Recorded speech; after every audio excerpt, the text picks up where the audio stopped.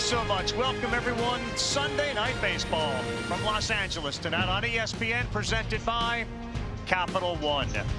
And what is in your wallet? It is the rubber match between the Dodgers and the Chicago Cubs. These two teams, of course, started the whole season off. They were in Tokyo, Japan. And now that they are here, the Chicago Cubs won the first series here, and last night a 16-0 victory over the Dodgers. They sent a big-time statement. As you take a look at the festivities on the field, 73 glorious degrees. There is the guy that Kevin and Tim were just talking about, Shohei Ohtani, and the other left-handed hitter in the Chicago Cub lineup. That, of course, is Kyle Tucker. Welcome inside our booth. Buster Olney's down on that field. We'll talk with him shortly. David Cohn, Eduardo Perez, and I am Carl Ravitch. Let's talk offense for a second. It's the Cubs, not the Dodgers, who lead the majors in runs scored, partly because of what Kyle Tucker's doing. On the other side, it's not Ohtani or Betts or Freeman. It's another name that's carrying their offense. Yeah, that's Tommy Edman. But first, we have to touch on Kyle Tucker, who's going to get an at-bat in the top of the first. He's been so special ever since 2024 last season. You look at the names that are there with him: Judge, Ohtani, Soto. Tucker's right there, and he not only beats you with his bat, he can beat you with speed, with his glove, with his arm. He's an all-around player, and he stands to be the premier free agent in the market once this season's over. Then when you talk about the LA Dodgers, you have to talk about the acquisition that they got from the St. Louis Cardinals, and it's Tommy Edman. Tommy Edman can play all over the place. He can do it at a high level. Last year when they won it, he was their shortstop. Right now he's been their outfielder, their center fielder, and offensively he's carried them both from the right side and left side with 6 home runs, leading the Dodgers. Yeah, and the Cubs know all about Tommy Edman from his days with St. Louis and what he's done here. He is a Cub crusher. 6 homers last 6 games, but that's what he's done his last 15 against the Chicago Cubs. He has been special. Meantime, some really bad news for the Chicago Cubs. Justin Steele is going to undergo season-ending surgery. He's been dealing with that issue with his elbow. Buster will have more on that, so they are going to have to deal with a huge blow. Part of that tonight, they'll see Colin Ray move from the bullpen into a spot start, and he's going to have to face another one of those aces for the Dodgers in Tyler Glasnow. Yeah, 3 relief appearances this year for Colin Ray. He did make 27 starts last year. Not sure how far he's going to go, so it's probably going to be a bullpen night for the Cubs. But Colin Ray, does have experience. More of a control guy. He's got to hit his spots. But the guy on the Dodgers side on the mound has got one of the best arms in the game. Tyler Glasnow, he can strike you out with hard 4-seamers, 95 miles an hour plus. A new and improved grip on his curveball that's getting more vertical, more drop on it this year. Coming off a tough start in Philly on a hard weather night, he walked 5 in only 2 innings. Looking to bounce back in the LA sun here tonight. And the early sun, the golden sun, which is about to set.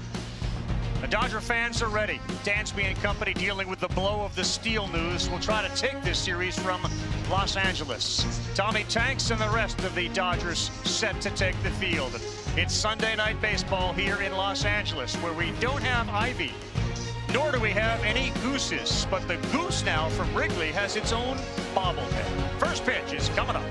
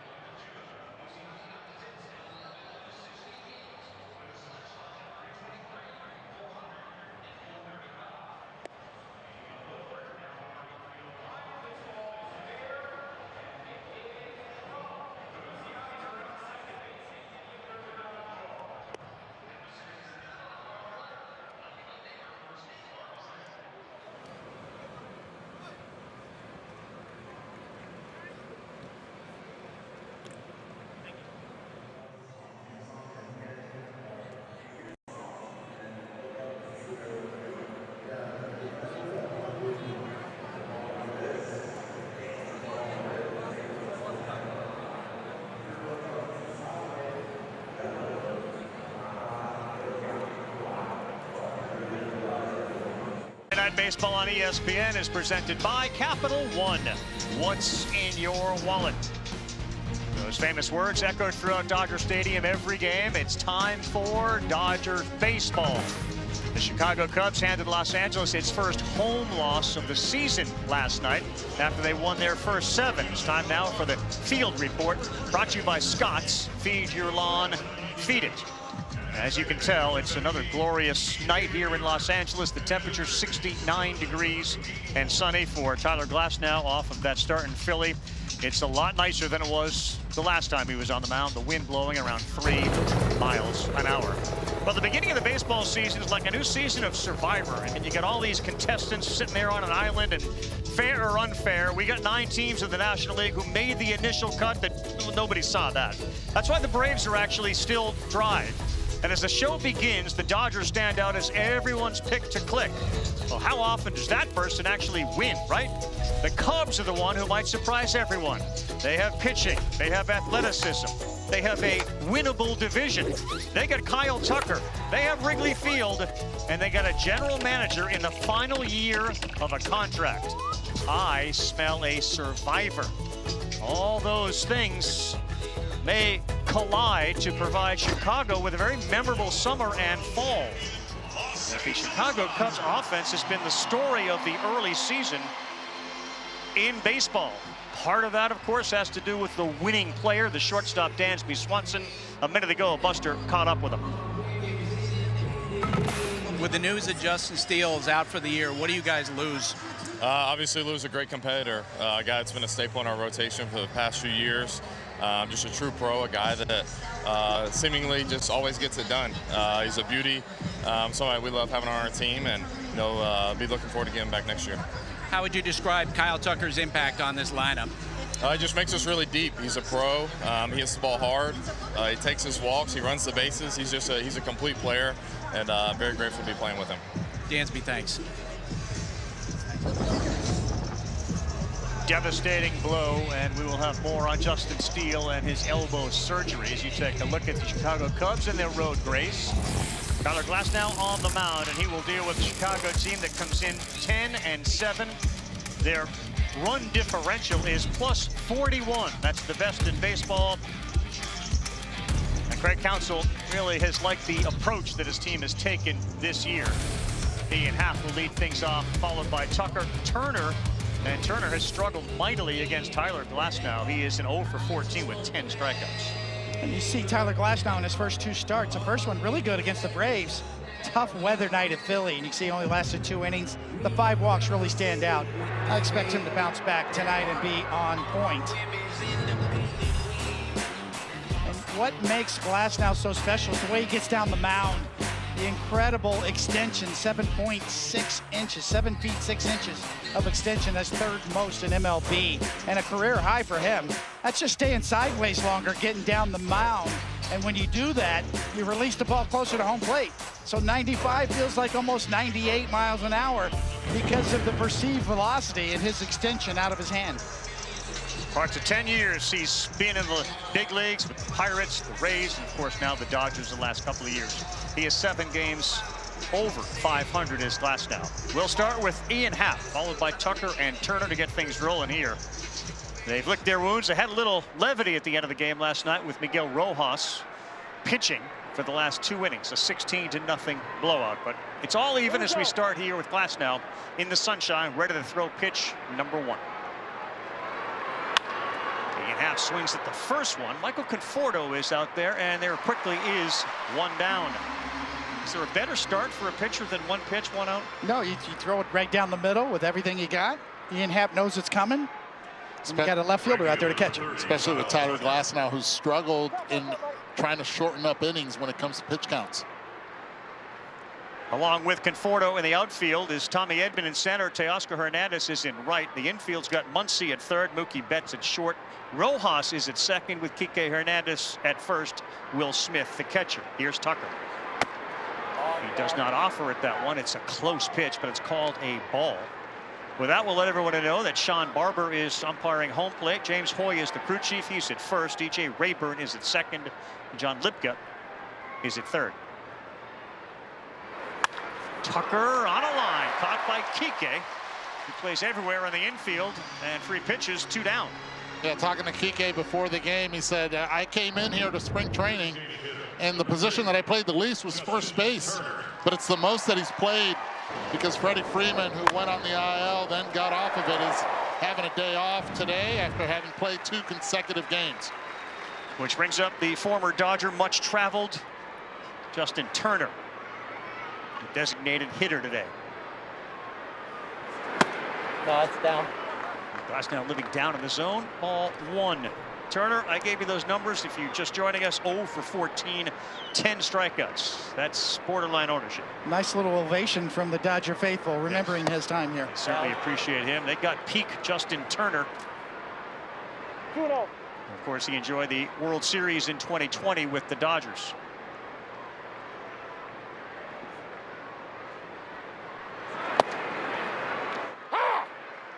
Well-located 4-seam fastball. And Glasnow, 2-1.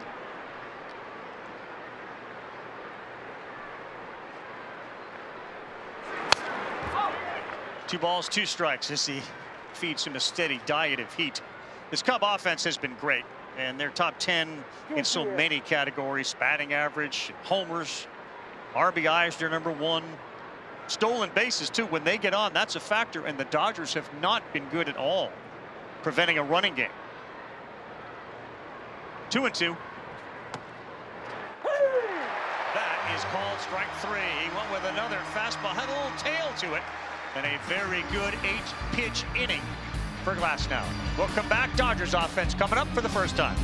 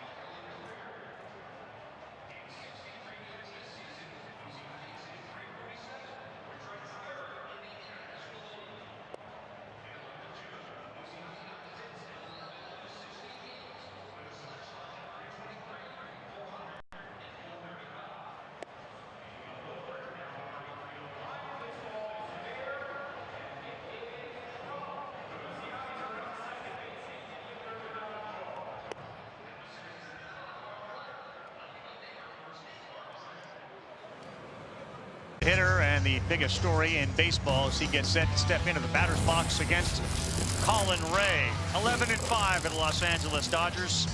The offensive numbers good, not great relative to the names in the lineup. You'll notice no Freddie Freeman tonight. Dave Roberts told him, look, you're coming off the ankle issue. We were going to play you 5 times the next 6 days. He said, I'll take tonight, and then they're off, and he will play the next 3 after this. It's a big challenge for a big guy, David.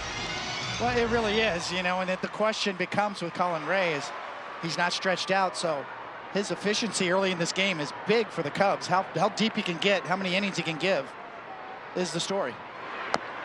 Shohei takes one in there for a strike at 95 miles an hour. He throws about 6 different pitches out of the same arm slot, and that is where the challenge is for the hitters. As Ohtani looks one away and down with a splitter. And you're going to have to change velo when it comes to Ohtani. You'll see him on pitches in. He'll jump out of the way because he's looking middle away most of the time. Swings left field towards the line, heading over Happ the Gold Glover. He reaches, but it's out of his reach by a couple of feet.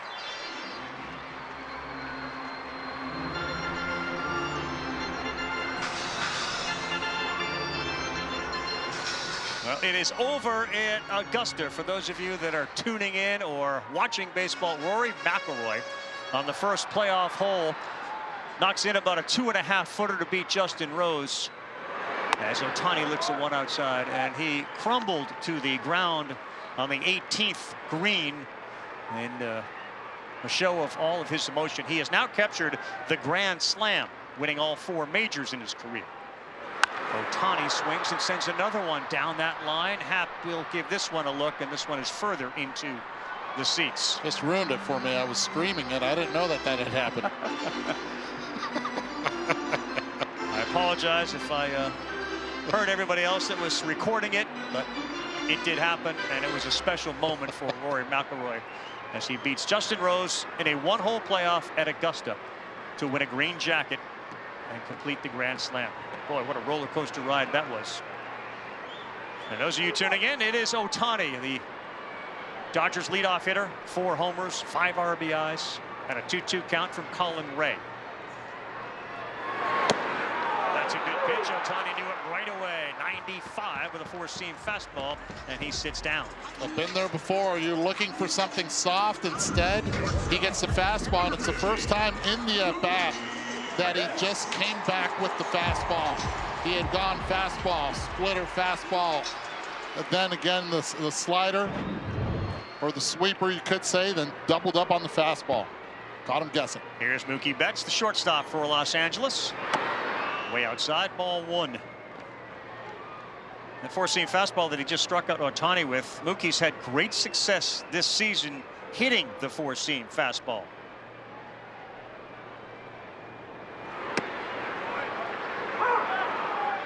Does not get the call right now. Early indications are that low pitch not going to get called for a strike, at least early in this game.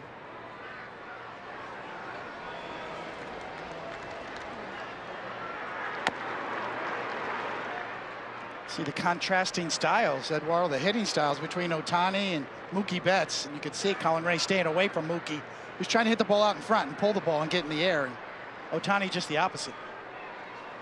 2-1.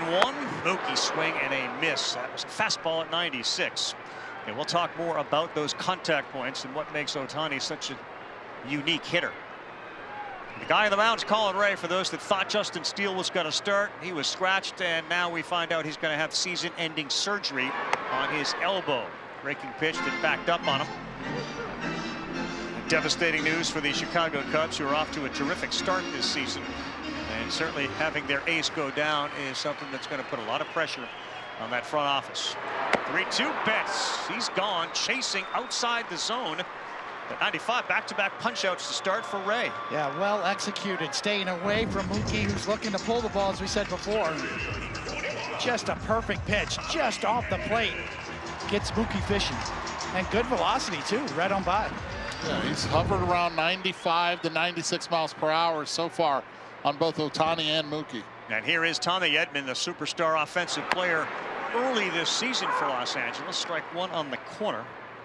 He has hammered the Cubs, 6 homers in his last 6 games. His last 15 games, 8 homers against the Cubs.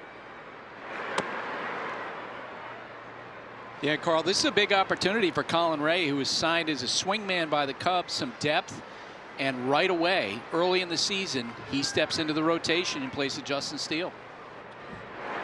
But how good is it that you have a guy that last year was able to start 27 games, throw 167 2/3 innings. You know, he's got that experience. He's able to go out there and he won 12 games. Yeah, 12-6 last year, a 4.29 ERA. Edman got jammed. That's going to go to the seats. Seems like every team's looking for an innings eater right now, early in the season. Friday, watch Tommy Edman, and one of the things he's done this season is elevate and go pull side. And you saw that in that homer that he hit on Friday night. 3-run shot. That turned out to be the difference in that game. And the Dodgers starters the last couple of nights have been terrific. Yamamoto Friday night was outstanding. And Roki Sasaki was very good last night. It was the bullpen that gave it up. And then they kept giving it up to the tune of 16 runs. 2-2, he got sawed off. Ray will get to the bag before Edman, and a very, very good inning for both starters. Way underway. It's all baseball now on a Sunday night. Cubs and Dodgers, zeros on the board.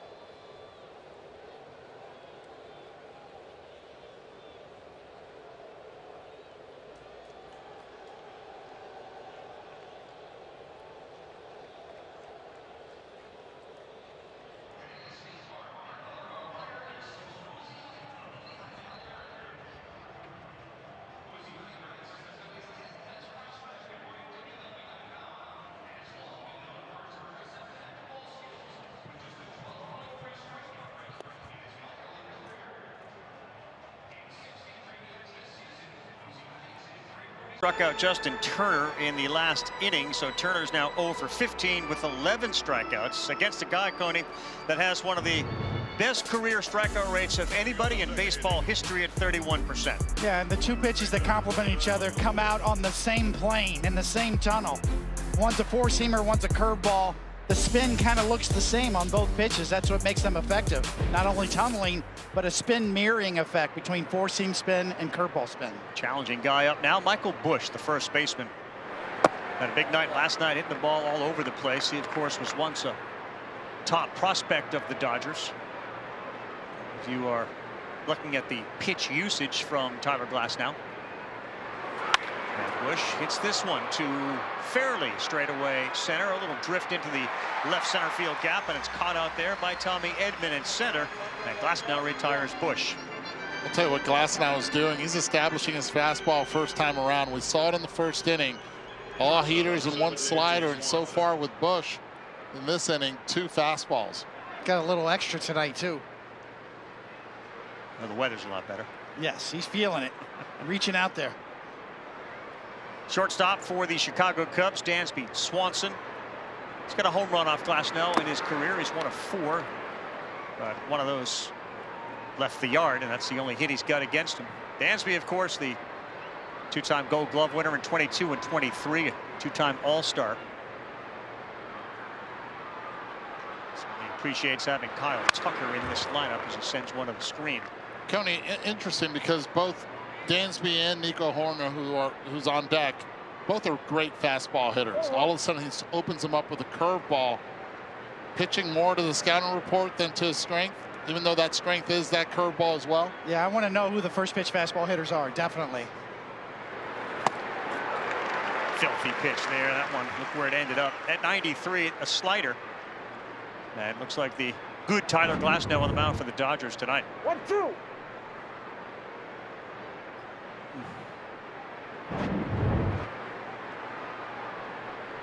Dansby at the Mendoza line, hitting 200 as he watches one bounce. He's got 4 homers and 12 RBIs. And when he gets on, they all run. He's got a couple of stolen bases. We used to call what Tyler Glasnow's throwing the old drop ball. Back growing up in the backyard, right? Throw the drop ball. He's got a good drop ball. The 2 guys that pitched for the Dodgers on Friday and Saturday have pretty good drop balls as well. Yamamoto and Sasaki. Just a higher table, it seems, to drop off. But this is a special curveball that Glasnow throws.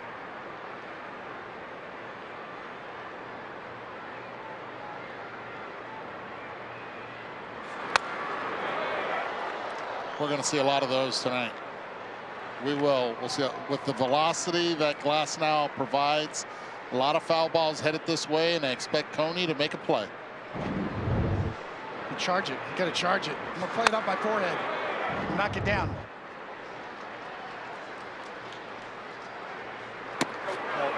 And held, they'll appeal to first and find that he didn't swing. It's been a while since Tyler has faced the Chicago Cubs. It was his rookie year of 2017. And you could just tell Sharper that he wasn't Philadelphia. He had 3 swings and miss that whole game. Swanson skies one towards Teoscar Hernandez, looking up to the blue sky, and he's there to make the play for the second out.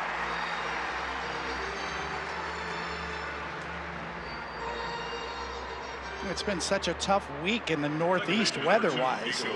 It impacts everybody, and Glasnow had that in Philly that night. Yeah, sure did. Anytime you get well below 50 degrees, it's just hard to grip the baseball. And when you're talking about 30 degrees and wind chills, next to impossible. The second baseman's Nico Horner. He's up now, and he looks at one outside. Ball 1.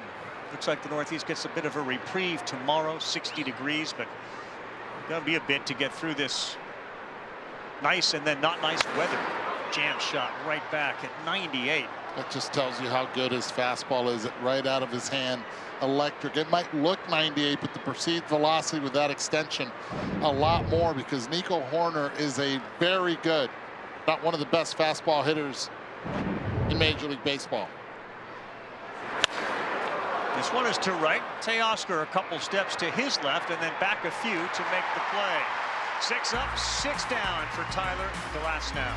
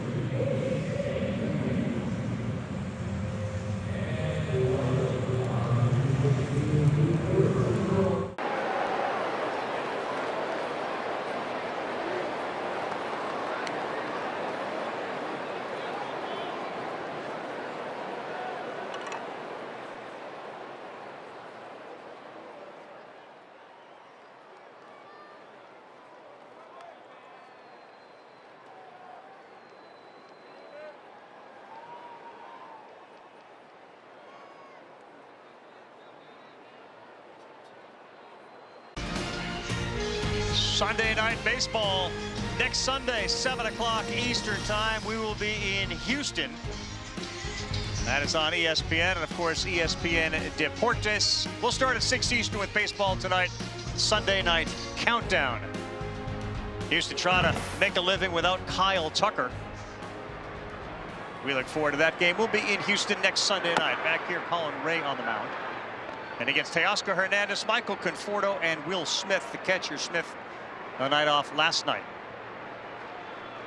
Massive season last year for Teoscar. 33 home runs. That is right down the middle and an easy strike call.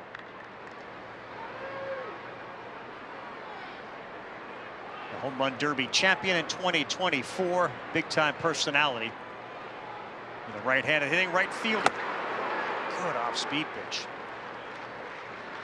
So, Cody, the secret sauce for Colin Ray is what they call the surprise factor. Sweeper, sinker, cutter, four-seam, you know where I'm going. Anywhere between 15 to 40% on all of them. So it's not as if you can pick two. I mean, you got to deal with all four. You notice how both starters tonight use their fastballs differently. Both have four-seamers. One's going for the corners, one's going down the middle. Ooh. He thought he had another strikeout there and a sinker that just missed. He did. A great backdoor two-seamer. Right to the edge, perfectly thrown. Arm slot, release point, all the same. So Hernandez got to figure out which one it is. And he did there a little bit late. He fouled it off to stay alive. And he missed a spot. Supposed to go back away. Instead, it leaked over arm side. Got away with one as Teoscar was cheating away.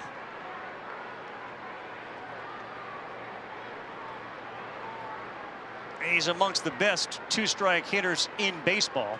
Hernandez not there. He's gone. Fastball 95, and what a start for Colin Ray.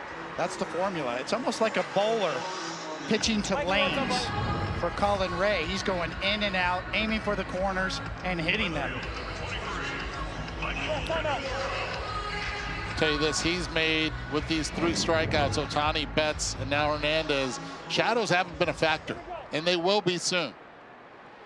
Just about to get tougher. The race to the shadows. If he can keep this up until then, it gives him an advantage. Conforto swings at the first one up the middle, and if Pete Crow Armstrong's not going to get it, nobody's going to get it. A single for Conforto, first hit of the night.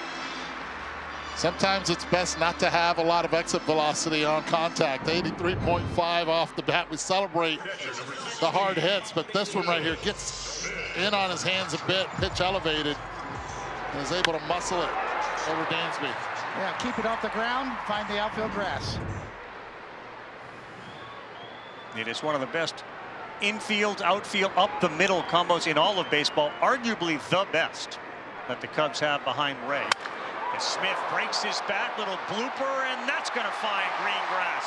Heading to third, Conforto. Here's the throw. He is safe at third. Aggressive base running leads to the men on the corners, and a good throw from Pete Crow Armstrong. But smart base running as well. You know exactly where the outfielders are. You see it, and we talk about the power and everything about the Dodgers, but the little things also have to be done. And Michael Conforto right there, read, committed to it, knew how many outs there were, and because it was not going to be the first or third out with a beautiful slide, getting that right hand in there, is able to now have runners on the corner. A struggling Max Muncy steps up. The last 2 hits came on the first pitch of the plate appearance. He swings at the first one, but it's going to go foul. Got in on him again. He's a little sneaky right there.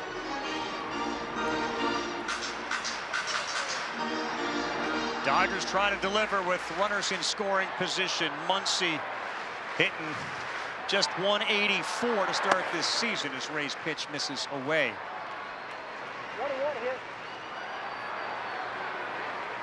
It's been a problem, the bottom third of this order for Los Angeles this season. They have 5 homers. Muncy ready. Ray misses. You know, we were talking to Dave Roberts before the game about Max Muncy. How he's a streaky hitter. Yep. Once he gets going, he's going to be right there for them. He's fully confident that Max Muncy's figured it out. And once he gets going, watch out. Yeah, he can get on a heater. 2-1. Nope, he's late there, and a fastball right up in his eyes. 2-2. The one thing Max does not do when he's going well is chase pitches out of the zone. He's got some great discipline of staying within the zone. You see him chase right there, and that puts him at a 2-2 instead of 3-1. Smith gets back to first. To your point, Eddie, Muncy has struck out in 13 of the 14 games that he's played this season.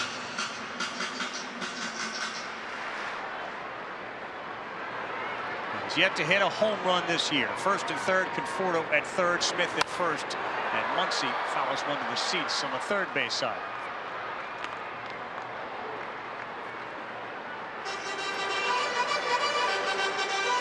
And we've covered the Dodgers a lot and Max Muncy, and there are times that he does that little shuffle with his left leg to put that weight in the back leg. Hasn't done it so far in this at-bat. Another 2-2. Swing and a miss, and Muncy goes down. Struggles continue. He talks to himself, walking out of the box. Big second out for Ray, who's got 4 strikeouts so far tonight. Four-seamer right under his hands and right on by. But if you ask Max Muncy, that one's on him. That's a ball that he believes and that we've seen him catch up to. It's a battle, psychological one. And Kike Hernandez deliver.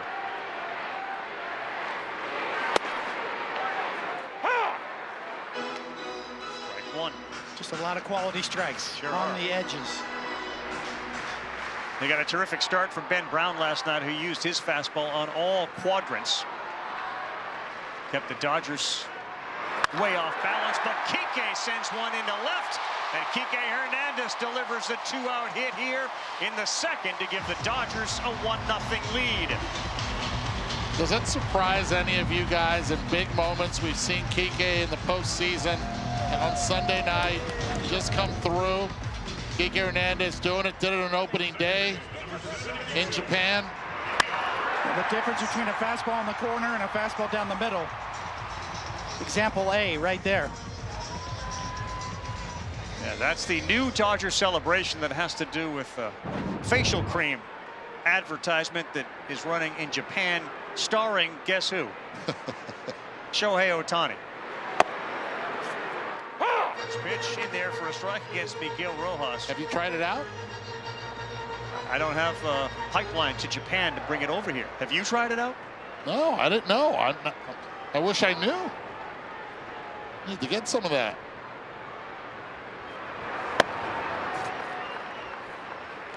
Think it'll make me see better? Hit better? As we found out when the Dodgers went back to Japan, Shohei's pretty much involved with everything in society over there, and is the #1 spokesperson for products like that and other things.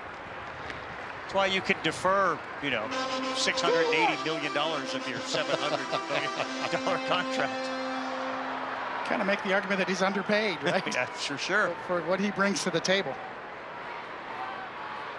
2-1 of the 9-hitter, Rojas. And he sends one to center, but that is a vacuum out there. Pete Crow Armstrong. Dodgers do break through. It is the bottom third of the order. RBI single for Kike Hernandez to make it 1-0.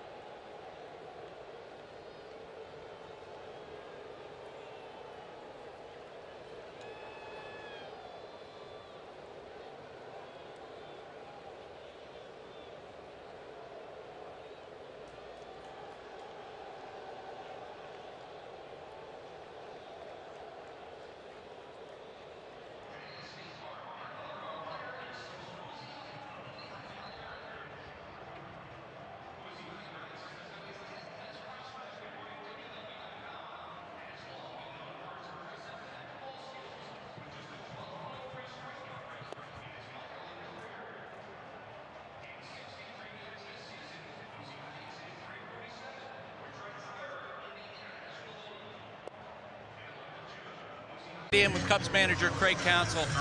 Describe your emotions when you heard that Justin Steele's going to be out for the year. Yeah, you feel for Justin, first of all. You know, pitcher injuries are serious. This is a serious one, so feel bad for him. What have you seen out of Kyle Tucker in his first season with the Cubs? Well, he's been great so far. He's been a huge impact on our lineup. It's fun watching great players like that play every day. Great, thanks. Carl, back to you. Don Buster, thank you very much. We're back here. Pete Crow Armstrong digs in, swings, and sends a sky-high fly ball down towards the foul pole and right, and it hits right off of it. Home run for the California kid, Pete Crow Armstrong, to tie it at 1.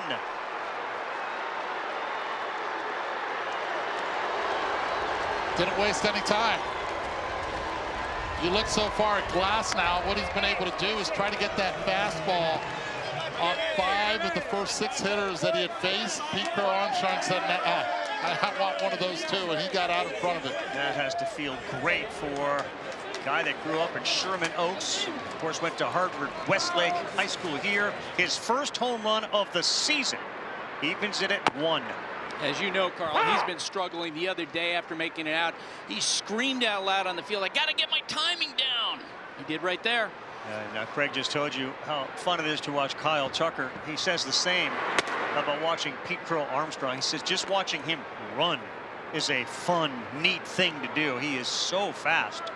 And if he can ever get that part of this game up to where the other parts are, man, you got a megastar in PCA, as he's known.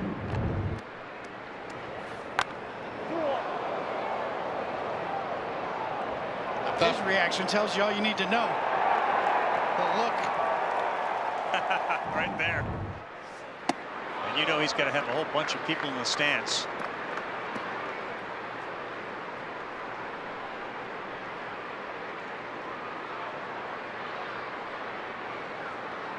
Both parents were actors here in LA. Pete Crow Armstrong. His mom, Ashley Crow, actually played Jenna Haywood.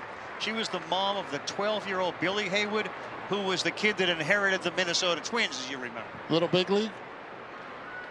And there they are. Mom and Dad checking it out, probably looking at the replay.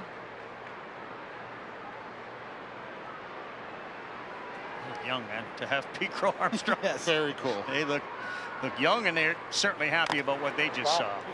First pitch there, fouled off by Matt Shaw. He's the third baseman. I mean, how many big leaguers went to that school, Harvard Westlake? So many. What a program. Is there anything better than hitting it high up off the foul pole like that? Bang. Oh, well, as you're running towards first, you're talking all kinds of stuff to that baseball. No. Stay fair. Stay there. fair. Yeah, stay. 1-1. He was a Vanderbilt commit. We've talked about Harvard Westlake. How about Vanderbilt, who they produced? But instead, he entered the draft in 2020, and he was eventually selected 19th overall by the New York Mets. And then he got traded for Baez and Trevor Williams a year later. That's in the dirt. It gets away, and the Cubs will take advantage of that. As Carson Kelly heads down to second base. Kelly put on a power show last night with a couple of homers. He's been phenomenal offensively behind the plate for the Cubs. And they got an improving Miguel Amaya, too, at the plate.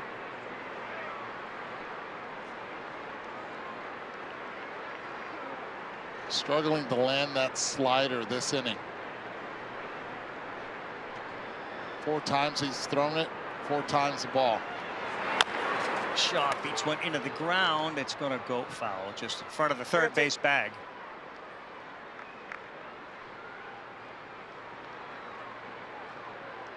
Well, we had a conversation with Counsell yesterday just about how the rush to the big leagues is a thing now for major league organizations, and that a lot of these guys, Shaw he mentioned, and others, PCA, they don't have a lot of time to ripen, so to speak.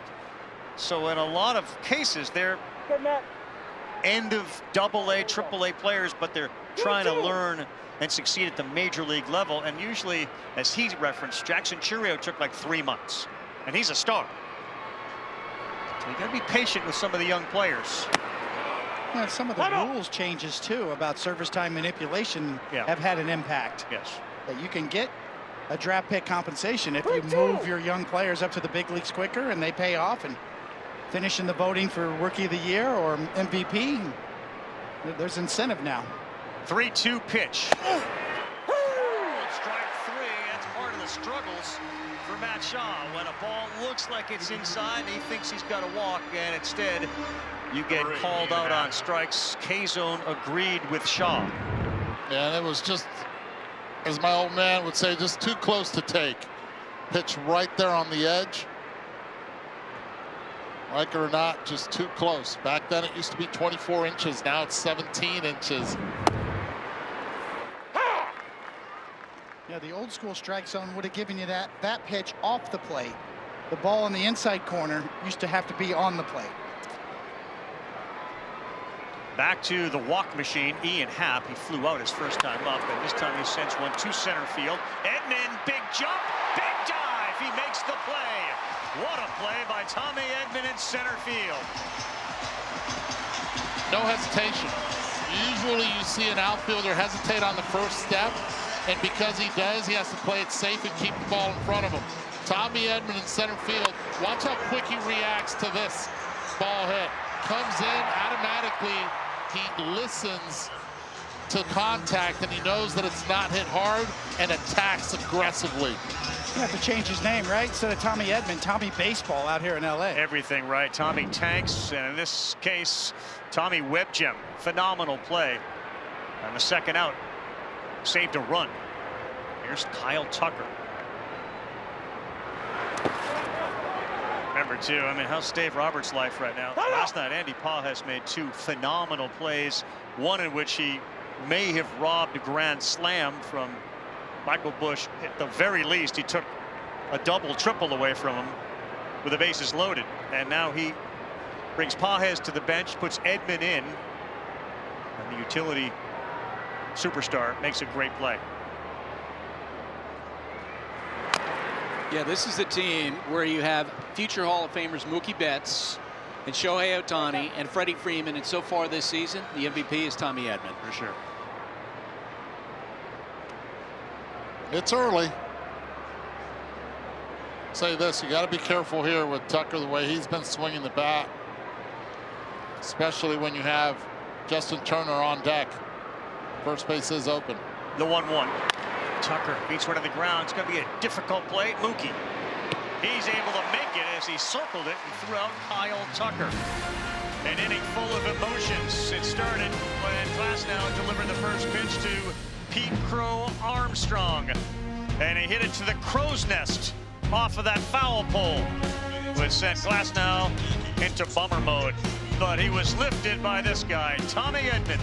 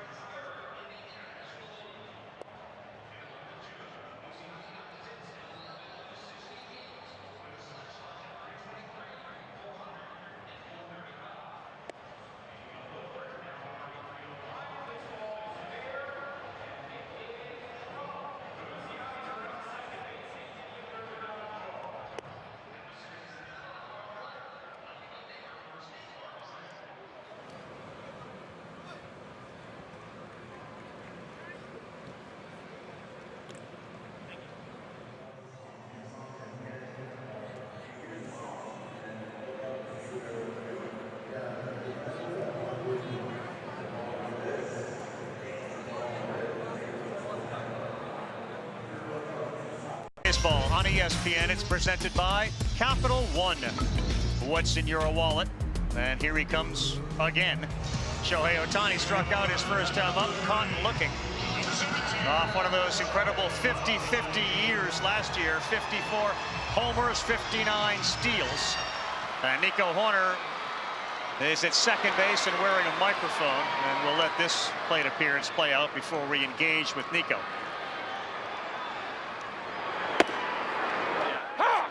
Maybe not the guy you want at the plate while you're talking to the booth.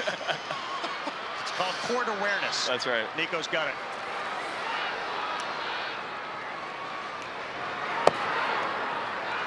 Yeah, his size, I don't think people really appreciate. So Ohtani digs in and now has a 1-1 count.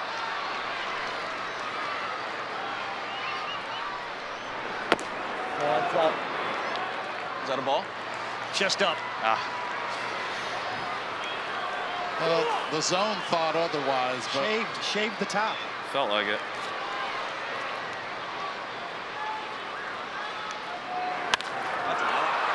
Big swing, good call. Nico Hoerner all over it, and there is one down, and that is a big out. I mean, how different is it to play second base when Ohtani is up relative to anybody else? Yeah, I feel like O'Neal Cruz is a guy that you're definitely aware of when they come to the plate.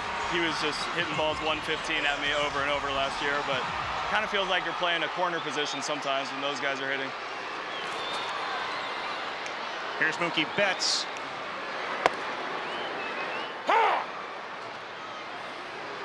Now, Nico, let's talk about West Coast baseball. You grew up right in the Oakland area.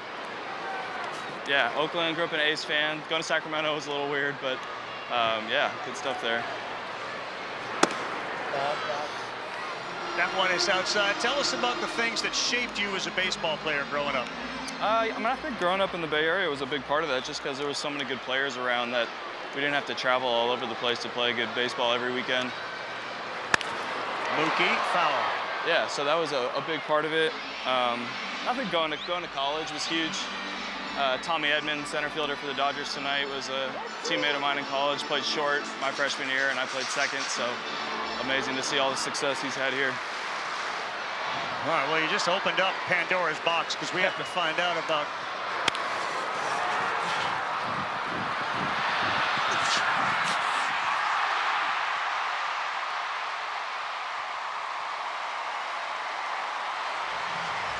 difficult play, and obviously Nico Hoerner was involved in it. I tell you one thing, I was about to start saying somebody call it, but I didn't want to interfere with anything that was going on. But Nico did the right thing right there. You go as hard as you can until you hear the outfielder call you off. Nico, while you were running, going back, and you're looking at the video right now, the Diamond Vision, did you hear him at all? No, neither of us had anything right there. Now here is your college teammate, Tommy Edman at Stanford.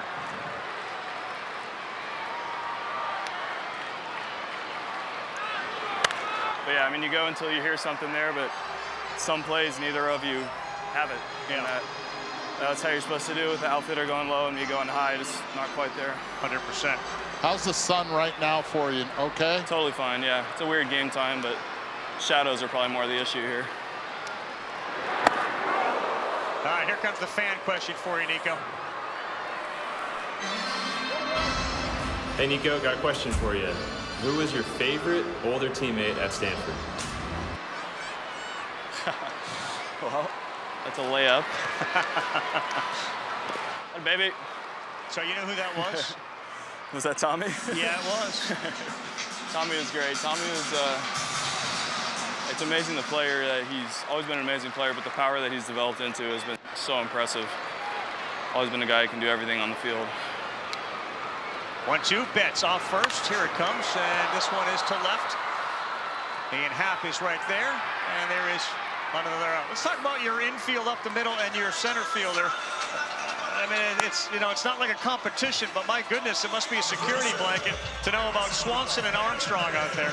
Yeah, absolutely. I mean, defense is a huge part of our identity as a group. You can throw Ian Happ in there, three-time Gold Glover, and Kyle Tucker in right as well with a Gold Glove. So we should be flying around making a lot of outs this year, and we got a nice pitching staff to complement that too. Nico Hoerner, the second baseman, wearing the microphone. Teoscar Hernandez swings and fouls one back. I love doing this during interviews and stuff. There are 2 outs just in case. Appreciate it. Short way. Stanford guy's not going to forget that, Eddie. In the game of baseball, between the lines, you never know.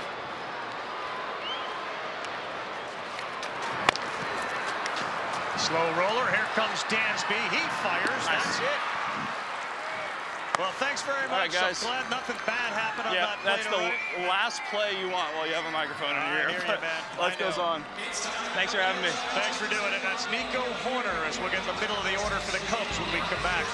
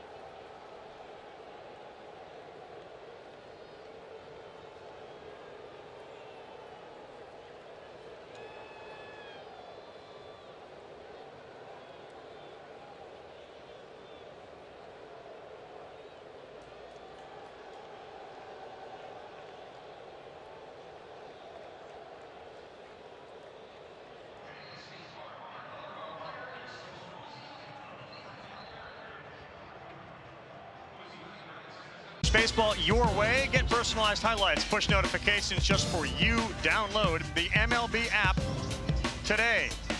Sunday night, Los Angeles. Next week, we'll be in Houston for the Padres and the Astros. Back with David Cohen, Eduardo Perez, Buster Only, Carl Ravitch. We start with a buzzsaw from Tyler Glasnow. How about that first pitch up and in? Justin Turner's got a really good idea at the plate. Look where and how Glasnow pitched him the first at bat. Down and away fastball is exactly right there in that spot. Trying to hit the spot of the weakness. Justin's looking there now. Justin's like one of those little leaguers that we see all the time in Williamsport. He is literally on the plate.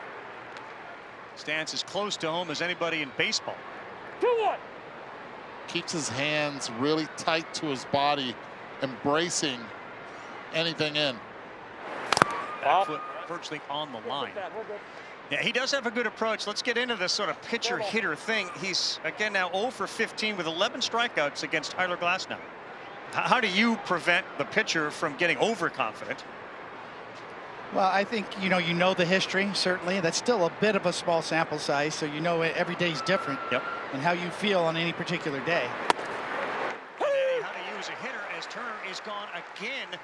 12 strikeouts in 16 plate appearances against him. How do you prevent that? There are some guys you just can't figure out because, and it could be the Glasnow's extension. Right here, the Shadows are playing nasty right now. You have a curveball at 83 that snapped like that. Hats off.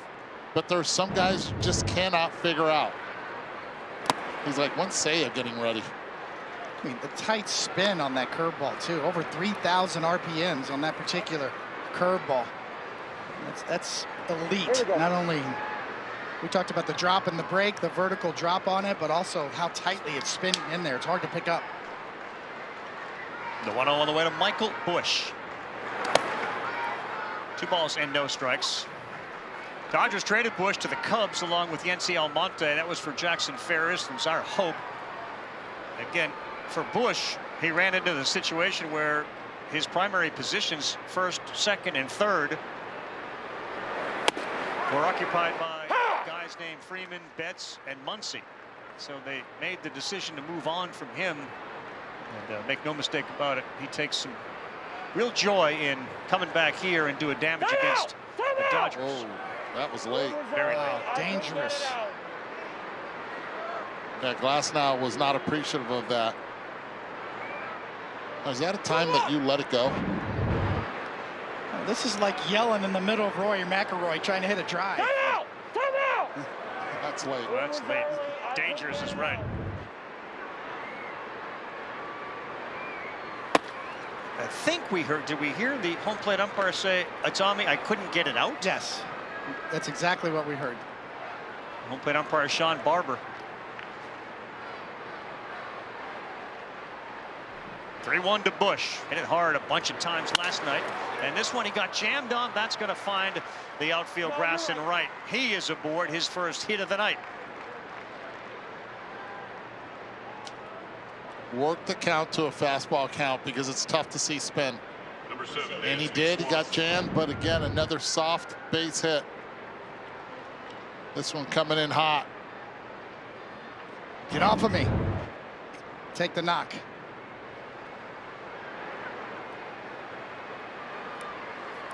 The Cubs have this season been caught one time in their stolen base attempts. Stansby Swanson looks at one sail outside.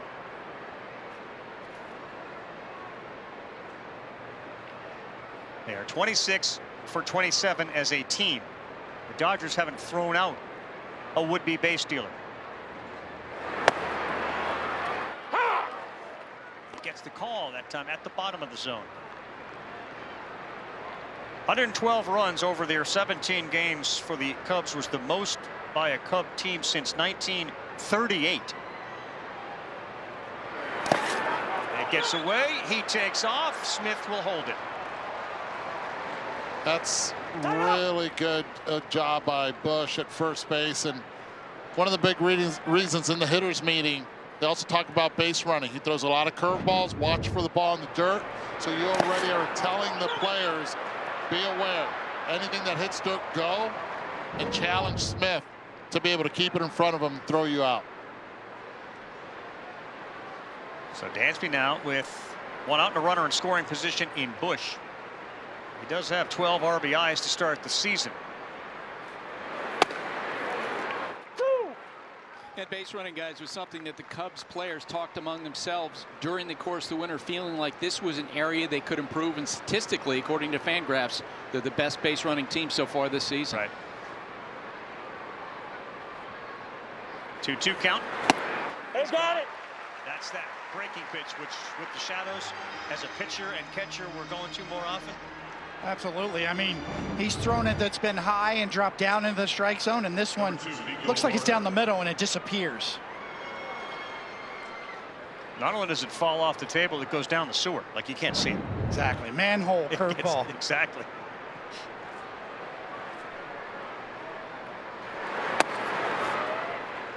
He's throwing a lot of them. That one was up.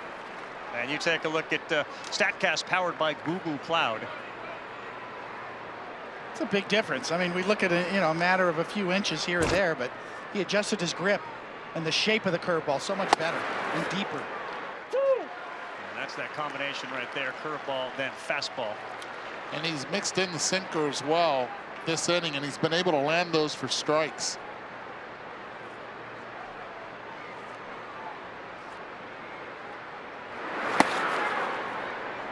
Good pitch. Try to get the chase there with 2 strikes. 1-2. When you look at some of the pitchers that have gone through Pittsburgh over the years with this guy and Yes. Garrett Cole and now Paul Skeens, and It's a pretty healthy list. Chris Benson years ago. Barry's another I one. got time. Horner was a first-round pick by the Cubs in 2018, a 24th overall pick. We talk about Vanderbilt, Stanford, Horner, and Edman, Cal Quantrill, Bubik, Tristan Beck of the Giants, of course, was in the College World Series a few years ago. This one towards center, ranging over there is Edman, and a little Cardinal on Cardinal crime committed. Bottom 4 coming up. It'll be Conforto, Smith, and Muncy in a 1-1 game.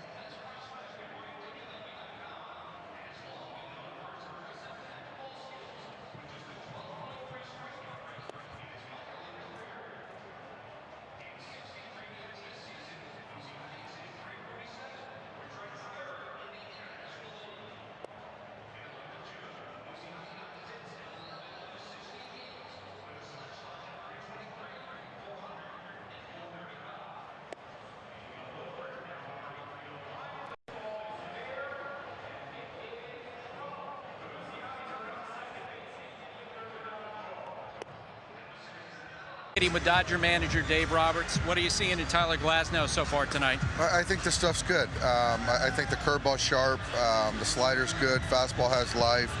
I thought, you know, it was a good test after PCA hit the homer, gives up the walk to Kelly, resets, gets Tucker to ground out. I think right now he's in a good group. Pitch count's in a good spot too. You told us before you love having Tommy Edman on this team. Why? He's a baseball player, and Buster, it's like he's one of those guys that every single night he does something, some facet of the game to help you win, and that play in center field was a prime example. Takes good at bats, runs the base well, and can hit a homer too. So you can never have enough of those guys. Dave, thanks. Carl, back to you. All right, Buster, we appreciate that. Conforto, Will Smith, Max Muncy here. Bottom of the 4th, Colin Ray doing a good job in the spot start for Justin Steele. He really is. He's hit his spots for the most part all night long, in and out with his fastball. Dodgers got their only run in the 2nd inning on a Kike Hernandez RBI. This is going to go foul from Conforto, who holds the distinction of being one of 3 guys to play in the Little League World Series, College World Series, and the Major League Baseball World Series. 2-2. At home right now are thinking, oh, so who are the other 2 guys? One of them is with the Red Sox organization. Yep, Jason Varitek. And you know the other? 3-2. And the other, I do not. Ed Vosper. Ed Vosper. Those were the 3 that did it. Conforto strikes out. It's all the same, business and baseball. The data gives you the framework in which to go out and compete. Making those key decisions at key moments and then knowing the impact, that's the magic. Sage is helping business leaders like Hal Ripken Jr. make smarter, faster decisions. Colin Ray now taking advantage of that shadow. He has got 5 strikeouts in this game here in the bottom of the 4th inning. And he has gotten Ohtani, he's gotten Betts, he struck out Teoscar, he got Max Muncy, and now Conforto. And he's ahead 0-2 to Will Smith, who singled his first time up. It's just a veteran presence on the mound, Colin Ray. He knows that he's limited on his pitch count. He's been almost uber aggressive, attacking the strike zone. Watch out. That was a slipper.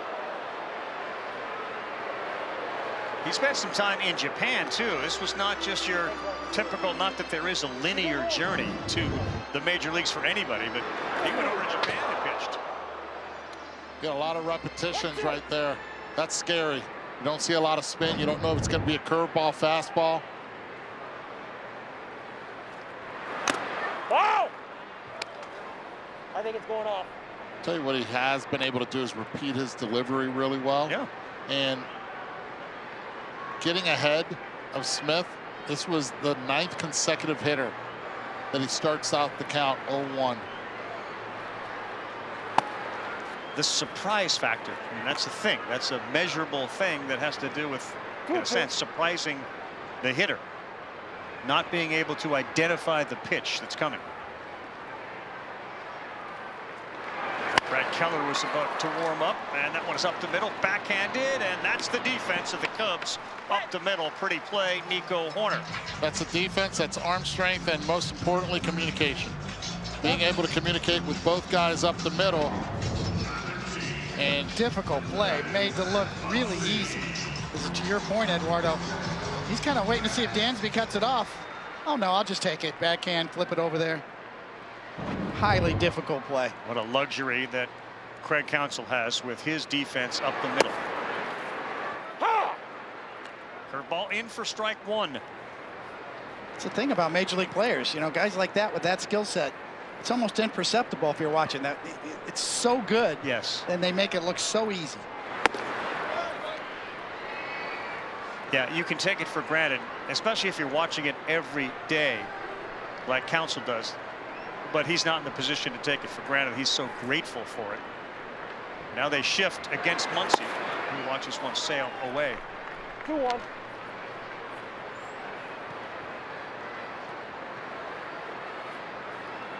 So Max moves down to the 7th spot in the batting order, trying to get him going a little bit. Oh, it's off. And that right there was a typical Max Muncy take. You watched him watch that ball all the way into the glove of Carson Kelly, and now he's got himself in a good count, 3-1.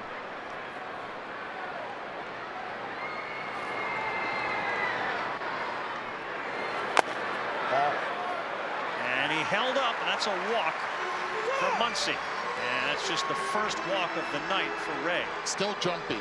You saw him right there with that take, pitch up and away. You're talking about that up the middle defense. You're watching some of those plays by Pete Crow Armstrong in center, what Dansby can do in the hole, what Nico Hoerner can do.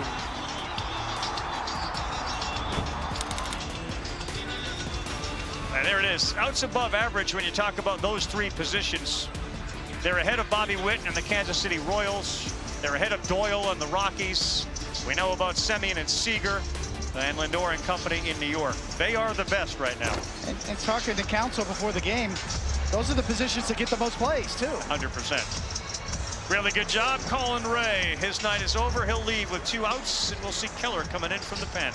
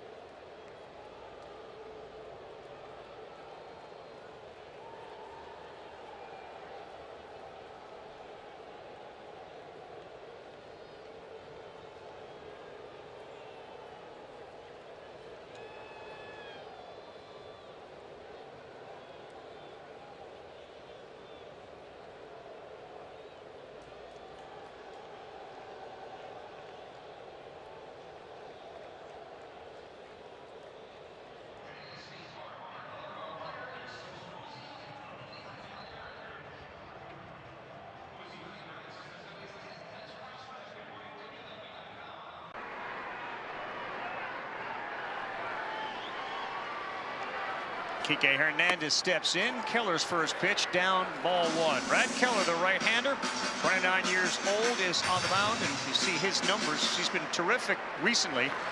Opponent scoreless last 3 outings. He gave up 2 runs 28th of March against Arizona. And Ray really did a great job. Out of the game, Kike was the guy that got to him. He had that single in the RBI to put the only run of the night up for LA. Cubs bullpen has also been very good this year.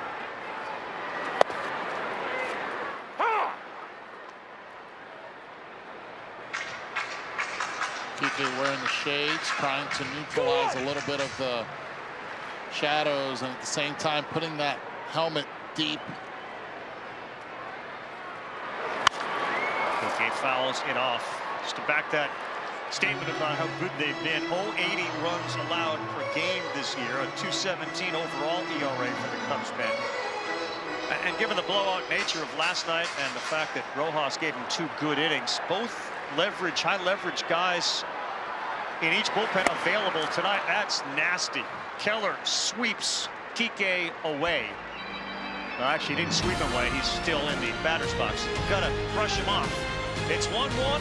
We will hear from Miggy Rojas with a microphone when we come back.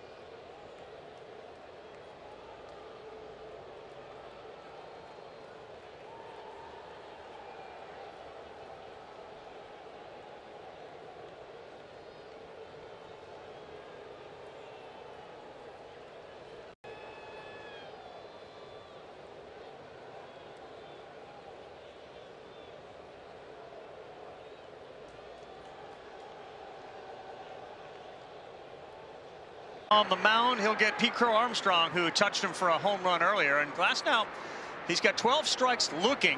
He only has 2 swings and misses, the fewest swings and misses through first 4 innings of his career, as he settles to deal with Pete Crow Armstrong. Miguel Rojas is out there at second base. First thought when Pete Crow Armstrong is up, what do you know about him? What do you have to be prepared for? Yeah, this is a guy who can really run. You got to be on your toes with this guy. Think about getting downhill on the ball, because he can really run. So you got to expect some balls on the ground. You got to go get it, because these guys can really run. So we saw the swings and misses for Glasnow. You're out there at second base. Give me your thoughts, scouting report on Glasnow after this pitch.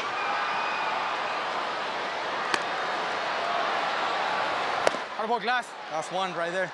So you see when you see Glasnow on, you're gonna see a lot of balls that they look like a strike, but they're not. So that's how he gets his swing and miss percentages up. Miguel, your piece you did with Eduardo that we ran during baseball tonight, tell us about your background. When you became the fielder you became, all the work that went into it, because it looks so natural. I'm sure at some point in your life it wasn't. That boy. Yeah. I feel like when I was young and I was growing up in the game of baseball, I already knew that I had good hands. You know, I always was blessed with that.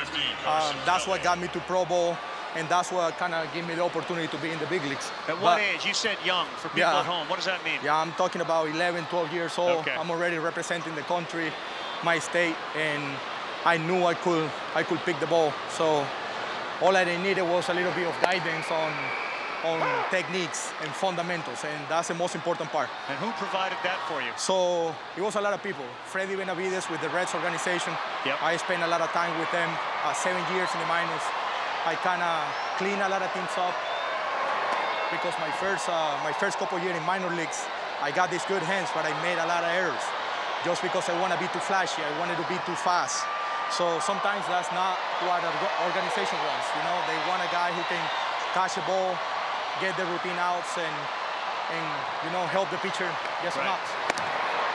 2-1 to Carson Kelly. Here's a question from a fan out there, Miguel Rojas, and we got a lot of them, but this question has to do with your footwear. He said, what is your favorite color of cleat to wear? Yeah, my favorite color is actually blue. Blue. And, oh my God. Oh, yes. Carson Kelly, the catcher, shaking that left hand of his. And 94-mile-per-hour sinker just coming straight into your hands. And how difficult is it to see the baseball at the plate? Yeah, it's tough right now, especially when you see these shadows. I mean, we got a lot of games that we played during the playoff last year with these shadows because we started a lot at 4 p.m. games. And you can see it's really hard because the home plate right now is dark, and then you got the middle part where there's a little bit of sun, and then the pitcher is in this twilight kind of zone.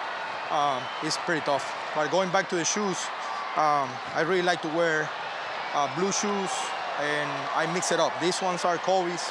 I'm a big fan of basketball. Kobe Bryant was my favorite player, and he will always be, alongside with Michael Jordan, obviously. But I'm playing in Los Angeles now, and Kobe, his foundation, and his wife and his family always taking care of us. They gave us a pair of the Dodger edition the other day. Wow. They're really fire. It's pretty neat. You get a chance to see the Lakers play at all since you've been here? I haven't this year, but I want to go. I really want to go and check them out. I know they just clinched, and it will be a great opportunity. Come on, Glass. You think they got a shot at the title now with LeBron and Luka? You like that? Yeah, I love their chances, you know. I think I know seeing AD going wasn't easy for a lot of fans, but our boy. So I think they got balance, and Luka is a great player. I like the way he plays. Hopefully he can come to one of our games after the season's over and check the Dodger Stadium out. Yes. Yeah, Miggy, you seem to have really embraced the leadership role, helping out Mookie Betts, maybe even at your own expense at times for playing time. Oh boy, yeah, I feel like this part of my career, I'm becoming more of an asset for the team. I consider myself a guy who can be an extension of the manager if he needs me to kind of approach one of the guys or help them any way I can. So that's kind of part of my job too. 1-2 to Shaw that side. Let's go back to last night, Miggy, for a second. You pitched, you came on in relief, and you had imitations. When did the idea hatch to do the imitations, and do you have a favorite one? Because we're seeing them on the screen now. So when I play catch in the afternoon, wow, too tight. When I play catch in the afternoons with Muncy, it's my catch partner. Yeah. We always mess around with our staff, kind of deliveries and the way that they pitch. I always messing with Mark Pryor, our pitching coach, and I always tell him that I wanted to get some outs. So yesterday I was good for 1 inning. It's out. I was good for 1 inning, but in the second, I think they got me figured out. I started trying the Rocky, so the Rocky was kind of uncomfortable lifting that leg up. I don't know how he do it, but I think the Yamamoto one was my favorite for sure. Yeah. It's got to be an uncomfortable situation here for Matt Shaw, given you can't really see it with the shadows. He nearly got hit. He checks his swing, and they will call him out on that swing. Come on, Glass. Yeah, that's an uncomfortable at-bat. Absolutely. When you don't see the ball well, you can just see the way he took it or try to hold up. Move. Mookie. If I go in that way, I use you. Yeah, I want to take an opportunity here that we got 2 outs. Lo voy a decir en español porque quiero mandarle de verdad mis condolencias a toda la gente dominicana que han estado pasando por un momento bastante difícil y con la tragedia que sucedió. Sabemos el cantante en Venezuela fue bastante famoso y el familiar de Nelson Cruz. Nelson Cruz es parte de nuestra organización también. Quiero mandarle a toda la gente dominicana un gran abrazo de solidaridad porque todos somos latinos y estamos en este mundo y no queremos ver algo como eso. Muchas gracias, muchachos. Condolences, as he said, as he's preparing to go hit right now to the Dominican Republic. And with the loss of Ruby Perez, Octavio Dotel, Tony Blanco, and the sister Nelsie Cruz, the sister of our Nelson Cruz. We'll be back.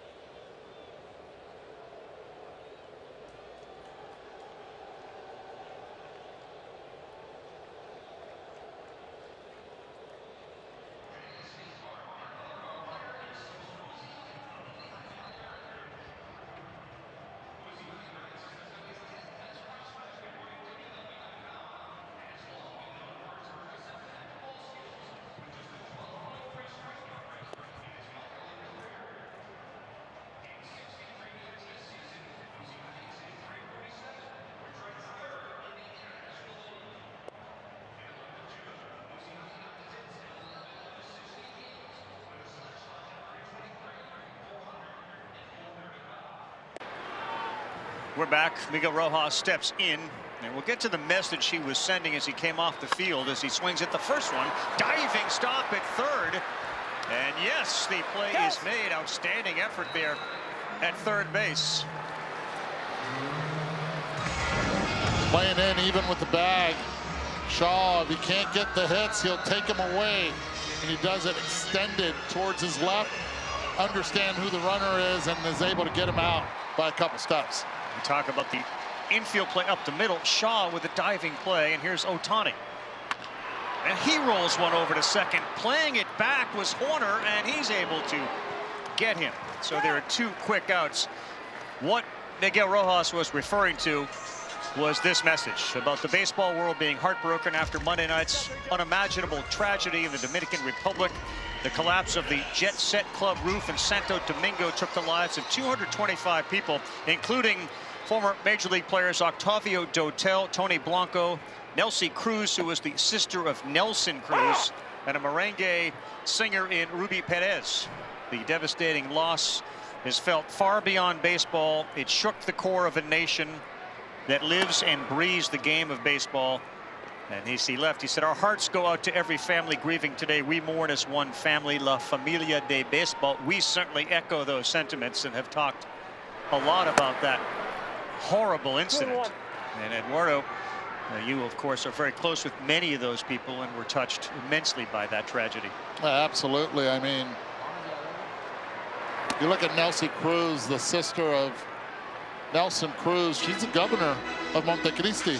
And to be able to, she actually made phone calls as the roof had fallen to be able to talk to the president and to her brother. Just heroic act to try to get help there. And the loss of Octavio Dotel, who played 13 different teams through an unbelievable major league career, did so much for his community and his island. Ball 4. Inside the bets. I got to know Octavio Dotel. I'm sure you did too, Coney. He reminds me a lot of our partner up here, Eduardo, in that he was always affable. He was always happy, and he presented that, and it was genuine. It was authentic.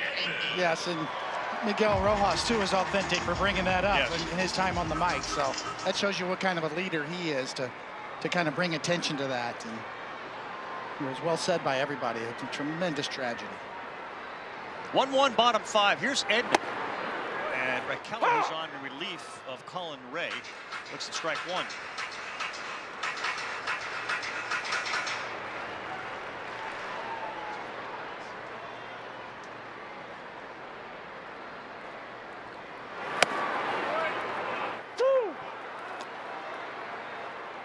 Very well-pitched game. You know, a lot of people looked at the Dodgers and thought like invincible.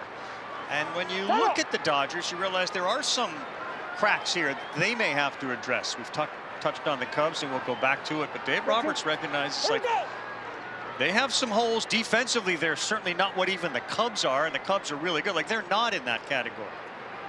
Their catchers have a hard time slowing down the running game. And we've seen the offense with good pitching can be shut down. So this concept of winning 130 games, even he said, we're not chasing that. But let's just, as he said, limit the variance. Let's just be consistent, because they do have overwhelming talent on the team. But it's not a lock. That's going to get down. That's going to send Mookie Betts to second. He rounds. Now he reads it and will head to third. As Horner picked it up, and he's going to take a big turn at third just to force Nico to run that ball back in. Tell you what, that's a heck of a job of being able to bring your hands in on a pitch. Yes, you're going to get jammed. Exit velocity, forget about it. Let's not even talk about it. But it is an unbelievable job of understanding, wait, get it in there. But let's keep it fair. Now runners at the corner with Teoscar Hernandez up. It's like a little 60-yard chip shot into the green at 18 at the Masters. Had some spin too. It took the corner all the way to the wall. And now a big spot for Teoscar Hernandez. Good speed on the corners for LA.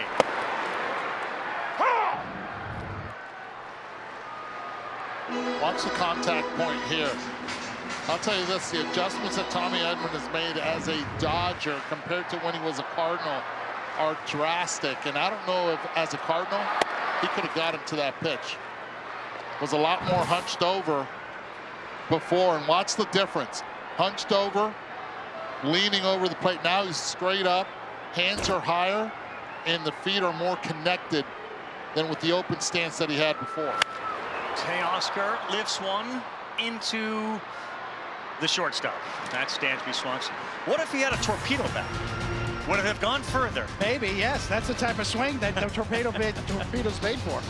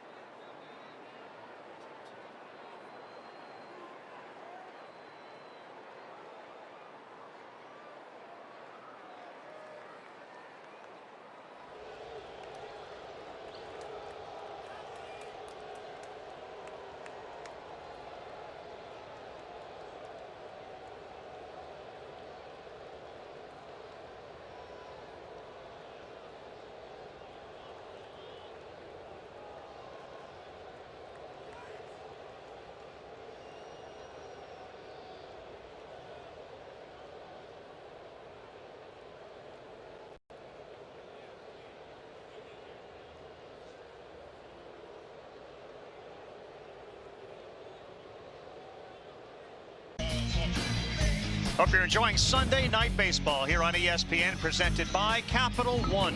What's in your wallet? Been a well-pitched game. Glasnow stays on the mound for LA. He started. Colin Ray gave way to Brett Keller. And the shadows are now gone, which now maybe shifts the ledger back to the hitters. And this is a good one in Kyle Tucker against Glasnow. He shakes off that first call, then comes inside and will not get the call.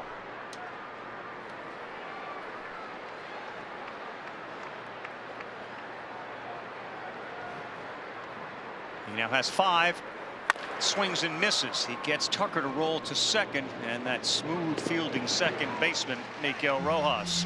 Tyler Glasnow is a work in progress. He'll acknowledge it, and Buster had a chance to ask him about some of the changes he's made. I used to throw it like this, just like standard here, and I'd try to come forward with it. And then as I started throwing that slider, here, let me try to get it. I started throwing the slider this way. I'd start to like kind of come off this finger. So then when I started to throw my curveball again, I think I was coming this way, but I'd get rid of it like that. So Connor was just saying, like, if you just eliminate that middle finger to try and get it to where you're throwing it with just your middle finger again. So I just like would slide this up, and that kind of takes this out of it completely. I can't put any pressure on this finger. And then I started just throwing it in front of me again. And it just kind of, the depth started to come back, and it was kind of how I used to throw it. It's a great description right there. One of the biggest advancements in pitching right now is the high-speed cameras. Yep. The Edgertronic that allows you to see those sorts of things. Whereas before we were just guessing. He's right. I always thought it was coming out of my hand a certain way, and it was just guesswork. They've taken the guesswork out of it with pitching now, and if you can spike your finger, they're doing it on changeups now, kick changes, spike curveball, and then you get the spin you're looking for. Before that you thought you were getting, but you weren't. And a prime example right there. Coming out. And the depth on that pitch. Well, there are the numbers in the upper left for this guy, JT, one of the real good hitters that we've seen for so long in Major League Baseball. His ability to put back to the ball, but against this guy, Glasnow, it has been an absolute headache. Certain guys you just can't figure out. I could never figure out Andy Pettitte. You knew it was coming, the cutter was coming, yet you could not hit it. Barry Zito being another one. It was all because both of them had release points that were a lot higher than the normal average lefty that was a little bit more 3/4. Yeah, we tend to talk about, you know, spin nowadays with pitching and pitch design and seams, but really the window it comes out, the release point is where it all starts. 3-2 on the way to Turner. He's gone for the 3rd time. The small sample size is growing into a medium sample size. As he has struck out 3 times and now 13 in 17 plate appearances against Glasnow. The body language tells you all you need to know from Justin Turner as he's walking back to the plate with a bewildered look on his face. And that's got a lot of the plate there. Was he trying to sell it, Coney, right there? Yes. Hopeful, wishful thinking. And look, Turner probably wouldn't be in the lineup if Seiya Suzuki didn't get hurt last night. He tweaked his wrist, actually stealing a base earlier this season, and then tweaked it last night when he got jammed. So he, of course, would be in there, and Turner likely just with the numbers wouldn't be, but he's forced to play tonight. Hit 3rd and now 0 for 3 with the 3 strikeouts. 1-1. Glasnow has 7 in the game. The swings and misses have certainly climbed here lately.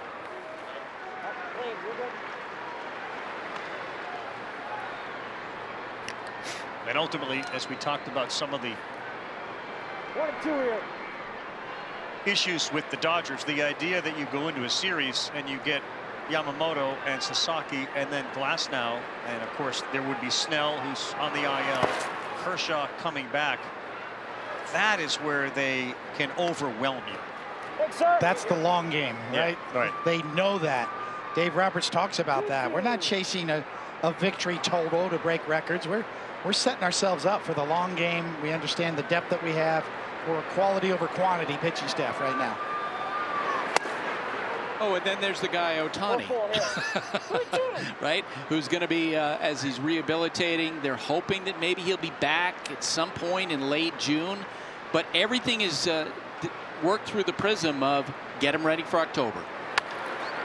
Bush fouls that off. Yeah, it's a couple of months for Ohtani, and there is zero reason to rush him.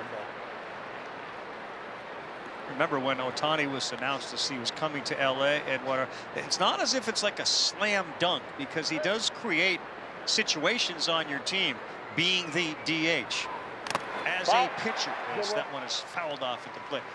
It's wonderful to have him. He's the most unique and best player in baseball, but it complicates things a little bit. Yeah, it really does complicate things at times, especially when you have a Freddie Freeman that you want to give. You want to get his bat in there, but you want to keep his legs fresh. Right. Look, it's a great problem to have, right? Because it's Shohei Ohtani. But once he starts pitching, Dave Roberts is going to have to now start managing also Ohtani's at-bats, because it's not like when he was with the Angels, where with the Angels, they knew they never played in October with Ohtani.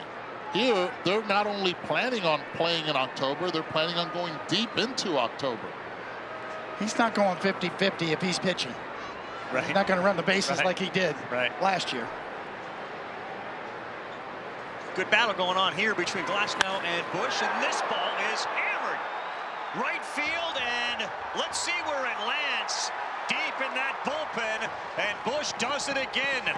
It's 2-1 in favor of the Cubs. Touch of all time for Michael Bush, his third this season. And it puts Chicago up by one, no doubt about it. You know what's interesting is you see the numbers on the top left, and Michael Bush yesterday goes opposite field for the home run. This time brings his hands in, slider, does not get in enough, and is able to beat it to the spot, staying up in the zone. Michael Bush, most of the breaking balls he saw last year and swung at were breaking balls up in the zone. Doing a good job of getting the bat head out. 403 feet that one traveled. It was about 108 miles an hour off the bat. 2 home runs, solo shots have put the Cubs on top. Glasnow has yet to get a swing and miss on the fastball. It's all been on the slider, then one curveball. Talk about the swings and misses, has not been able to get one by any of the Cubs hitters. What an at-bat by Bush on the 9th pitch. Yeah, and that one right there's a swing and miss. Now, guys, last night Bush had 4 hits. He had a homer. He had 2 doubles, 4 runs, 3 RBIs in that rout. And again, reminder, he was a top 100 prospect of the Dodgers.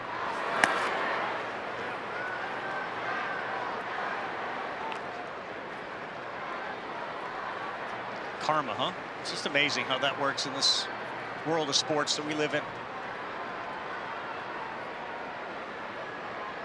Glasnow behind 3-1. Looked like it was Trinan out there for LA. Wrapped on the ground. Mookie fields it. He goes sidearm, and that will retire Swanson. How's this feel, Eduardo, if you're a Bush? Oh, glorious. Sees it out and knows it as soon as he hits it. Nico Horner also knows it, and Glasnow, unfortunately for him, he knows it too. He knows it too.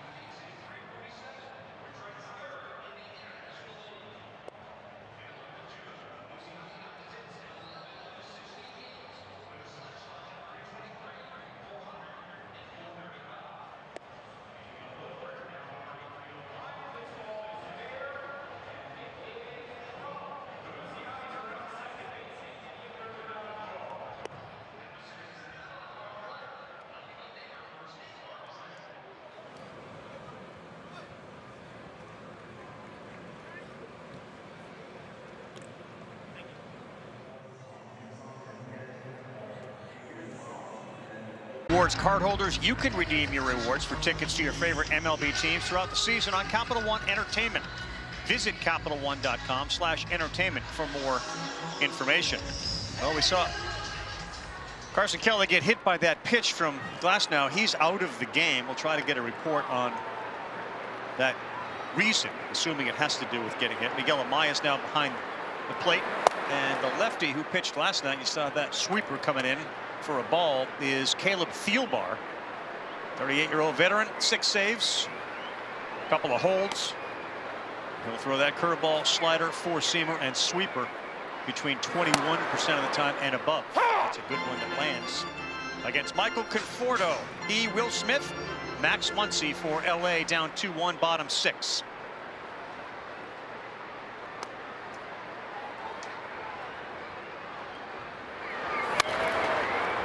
Conforto off the end of the bat and straight back. Thielbar this season has allowed 1 hit. Opponents are batting .059 against him. That's 1 for 17. And the .059 average, 5th lowest among National League relievers, with a minimum of 20 batters faced. 1 for 17. 2 for 18. Conforto leads this inning off with a single to left. Play Ball's baseball's global youth initiative to highlight the fun and accessible ways to play this great game of baseball. To learn more, you want to find a league near you, go to playball.org and follow @playball on X, Facebook, and Instagram. Well, they're trying to get the vibe going. Can the Dodgers offense, which has been a bit sluggish, sleeping last night, wake up here?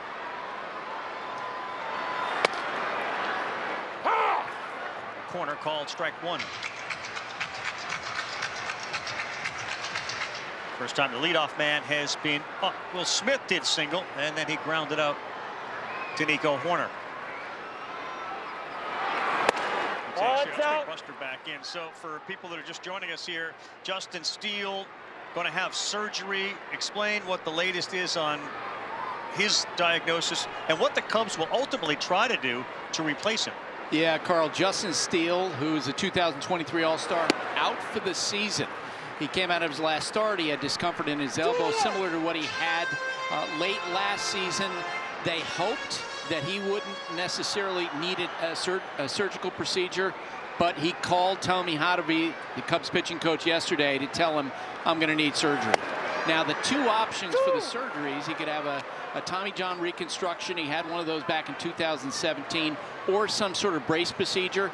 But the bottom line is the Cubs will be without their ace for the rest of the year.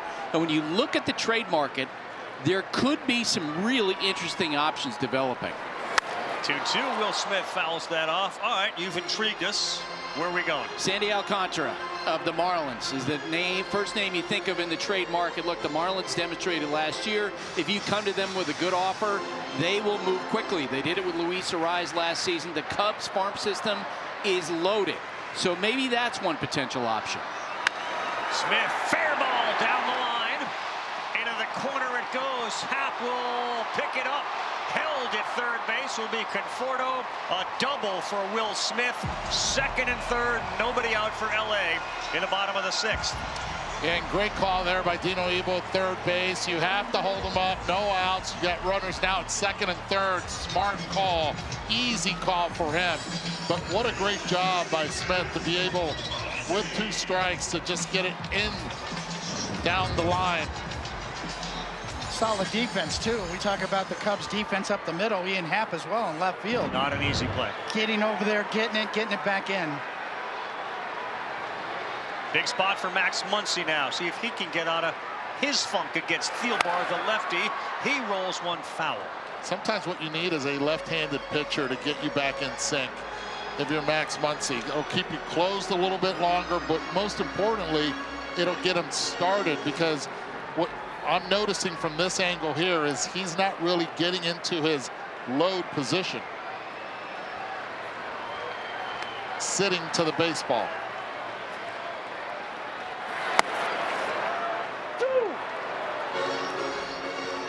Behind 0-2. He's got his ankles right up against the grass there at second base. That's been an issue, the strikeout rate for Muncy. That's inside. Max struck out and walked.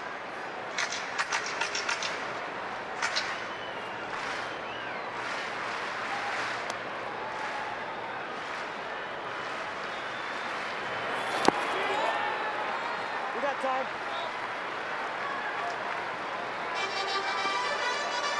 Yeah, that's the one thing that Thielbar has not been able to get is a lot of chases out of the zone. Only 71 out of the 304 breaking balls out of the zone have hitters chased coming into this game. A couple years ago, 105 RBI from Muncy. Swing and a drive. Right field. Back to the track. There to make the play, Tucker. But the tying run will come in, and Max Muncy does the job. We're tied at 2. It's a great job. Again, 2 strikes. We first saw Smith with 2 strikes get the job done. Max Muncy staying in there, not chasing. And once he got it up in the air, he knew that he had done the job. Sees it, hits it off the end a little bit. But the fist bump, give it to me. Right there.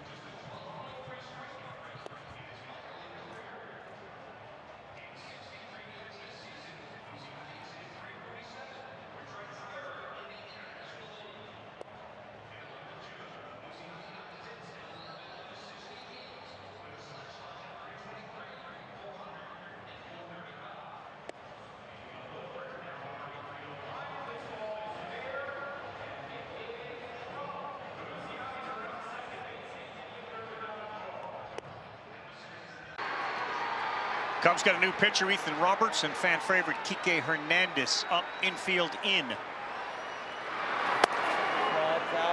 2015 to 20, Kike was a Dodger, and that's where the relationship between he and this fan base started. Then, of course, he went to Boston. Now has been with LA since 2023, already with an RBI tonight. 2-2 ball game, bottom 6.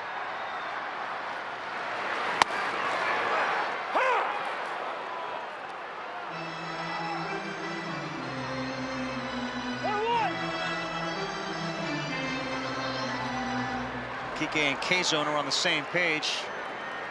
Ethan Roberts, who's held opponents scoreless in his 3 outings. Been at AAA, Iowa. Kike got a big swing at that. He was recalled part of Wednesday's game, 2 scoreless at the major league level. He was in 21 games for the Cubs last year, 1-1 with a 3.71 ERA. He had 26 strikeouts in 26 2/3 innings. He's got the right 1-2 punch for his style. The sinker and the sweeper both play off of each other. He's ahead 1-2.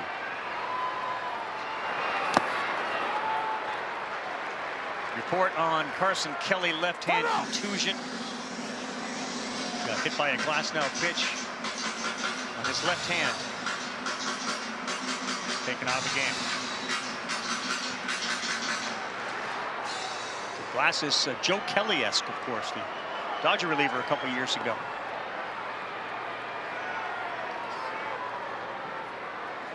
Will Smith at third. No, that's not. He'll appeal to first, no swing.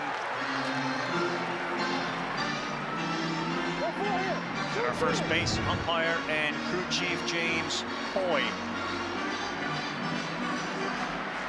Thinnest lines for batters boxes in all of Major League Baseball here at Dodger Stadium. 3-2. Oh, it's caught over there. What a play. Matt Shaw. A rocket off the bat at Kike, who can't believe Shaw was able to snare it. But it's hit that hard. It's not supposed to be caught, and give a lot of credit also, again, to Will Smith at third base. Watch the reaction. Both of the third baseman of Will Smith. He goes right back to the bag. A lot of people say freeze. No, don't freeze. Contact is made. Go back towards the bag. Great play defensively. Frustration on Kike's face as well. Here's Miguel Rojas. He just was spoken to by Mookie Betts, who was giving him some tip perhaps on Roberts, the approach he should take, the same way Rojas helps Mookie out in the field. Mookie trying to return the favor to Rojas.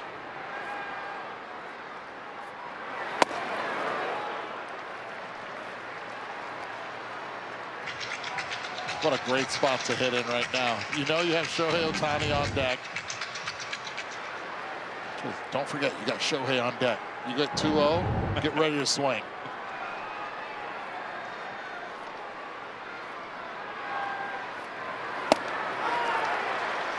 Ay benditos, ay señor.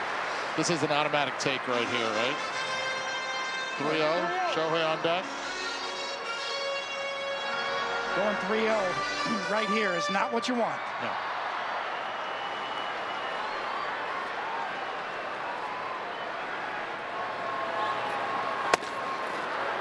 In there, 3 balls and a strike. And now what's the mindset? Has to be good or you're taking. Well, this is on Rojas right here. If it's a pitch right down the middle, you have to go and jump all over it.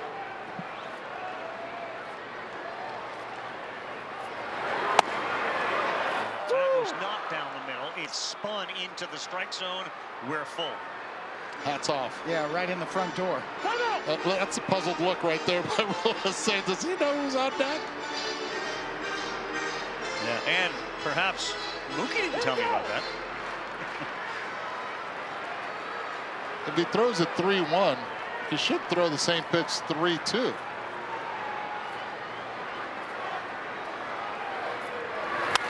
He did, and Rojas went out of the zone to spoil it. One thing hitters sometimes do is give pitchers too much credit. Sometimes the ball goes where you're not trying to throw it. Previously in a 3-1, he's probably trying to throw it like this on the 3-2 pitch.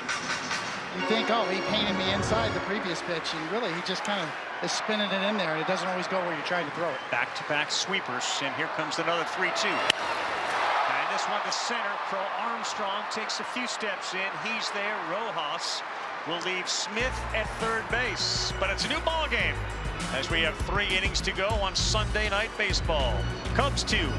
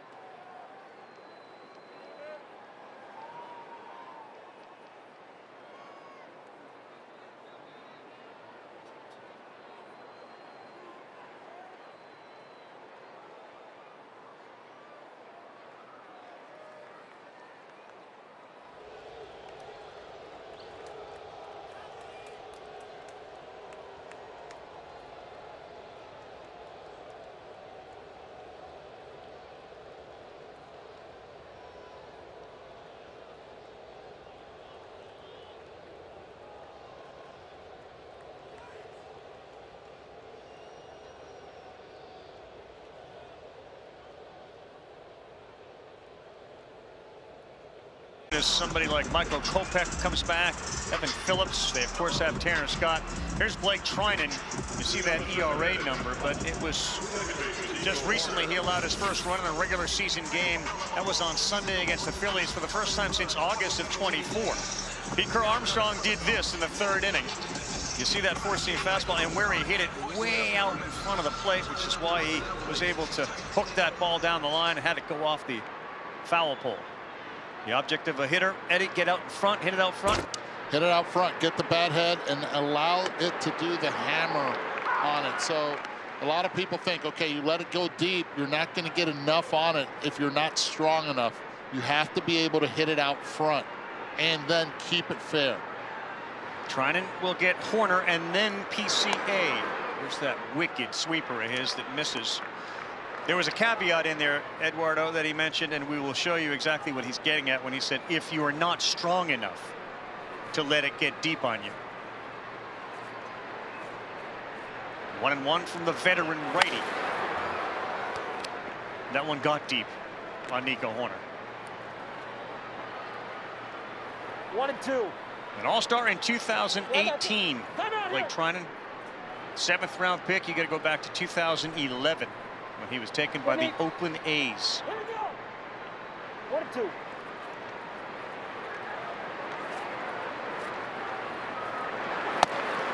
That's it. Strike 3. Caught him looking. Nico Horner. Well, you have guys that are pull hitters that are strong enough to be able, on the pull side, to be able to go deep, and guys that just aren't. This one right on the corner. Now we take a look at the data on that. The vertical is 5 inches more drop. It's all brought to you by Sage, the official finance software partner of Major League Baseball. He's always got ridiculous movement. Anytime you're a pitcher and you got a nickname called the Witch, you know you got some serious movement going both ways. Armstrong gets into another one, sends Edman back. He's watching it land in the stands. What a night for Pete Crow Armstrong. And his family on the about face from the witch, who was bewitched by Pete Crow Armstrong, 2nd of the night. How about that? Mom standing right now applauding. Don't blame her one bit. My goodness, this ball went a ways. Oh, he knew it. Oh, yeah, he did. 412 feet did that one fly. And the next one sent down the line, tailing out of play off the bat of the new catcher, Miguel Amaya. You can almost see his confidence growing before our eyes. And he's a confident kid to begin with.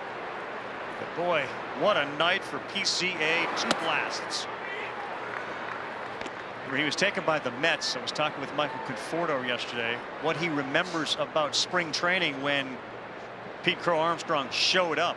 And he said, look, I love the kid, but you could tell there was something sort of California swag about him. And remember, Conforto's a West Coast kid himself. In the Washington area, he knew this guy was going to be something special. And that was terrific. As he jumped all over Blake Trinan. Here we go. First 2 home runs of the season come in the game.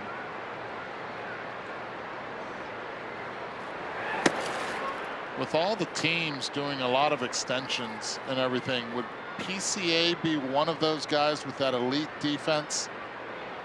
And how much more does he have to show of this, Buster, for the Chicago Cubs to be interested in this?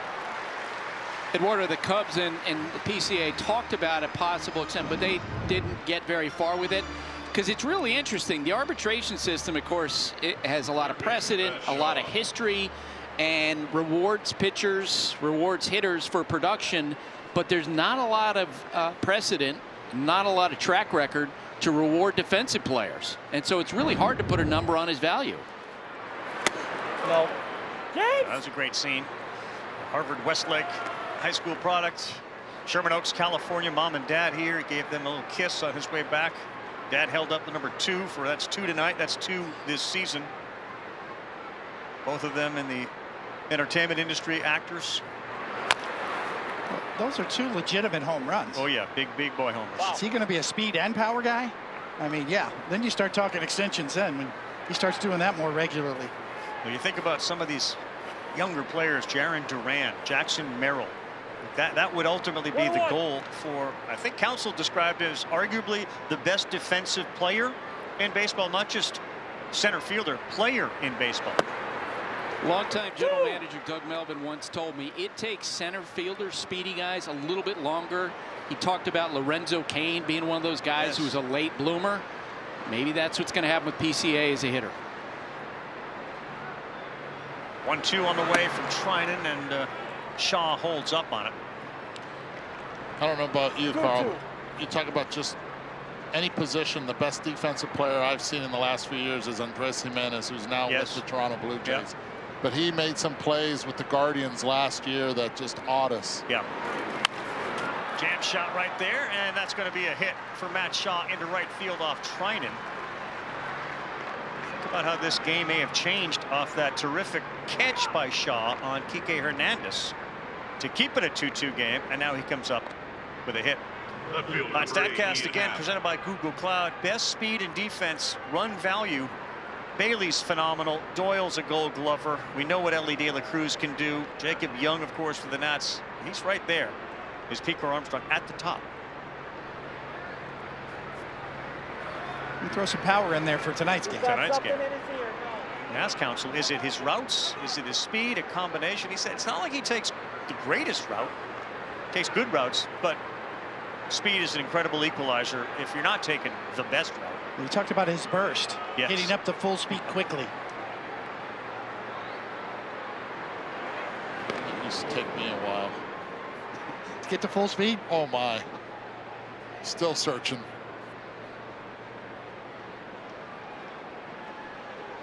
Crowd here a little quiet after last night's 16-0 drubbing. The Cubs have been up to the task again tonight, thanks to Pete Crow Armstrong. Strike against Ian Happ, who has flown out 3 times. Crowd of almost 51,000. Great scene before the game when they had roughly 8,000 Little League baseball and softball players going around the infield and outfield. As the runner goes, swung on and popped up shallow left, drifting towards no man's land. That's where it lands. Yeah, Treinen very slow to the plate on that delivery. Shaw had a very good jump. Actually took almost a half step more on his lead. And 0-2, it's going to be on him to get a good jump again. If he sees Treinen speeds up, he can stop. Smith and Austin Barnes and the pitching staff, they're responsible too. They haven't thrown out a stealer yet. And a fake steal. Perfectly done. No, he read his delivery right there. He was going, and then once he saw it was just a quick set delivery, he came back, had enough time to be able to do so. Well-coached team. Shaw does not have a stolen base this season.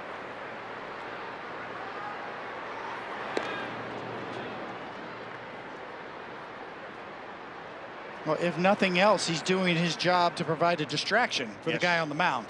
And believe me, I hated that when you're out there. You got to quicken up your delivery, thinking about slide stepping, you got to throw over. Everything but execution on the pitch. He is going again. That's in there. That's called strike 3, and that will end the inning. But Pete Crow Armstrong delivers.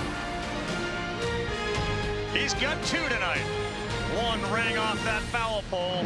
The second one, a no doubt about it, Souvenir City for the California Kid.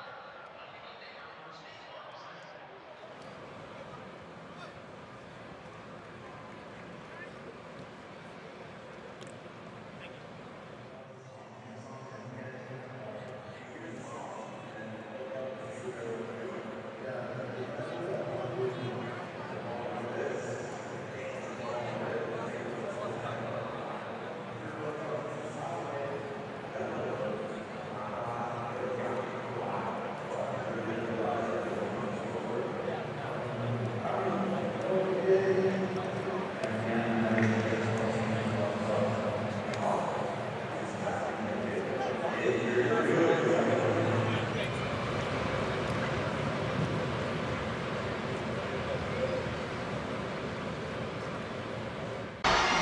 why they get about 50,000 plus every game.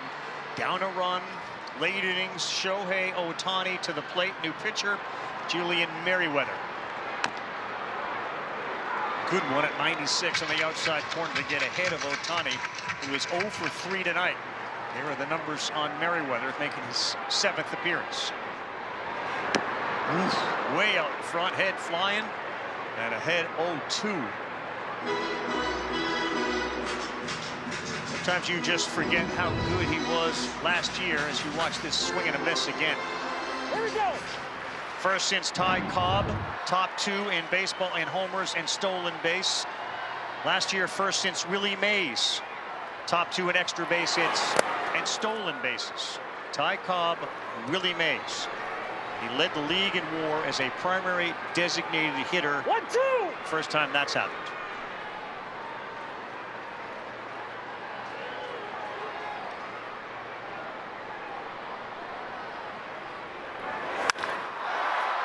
Top of that one and sent a rocket to right, but it's run down by Kyle Tucker. A hard hit ball for Shohei Ohtani at 107.5 miles an hour, but it's right at Tucker, and there's one down.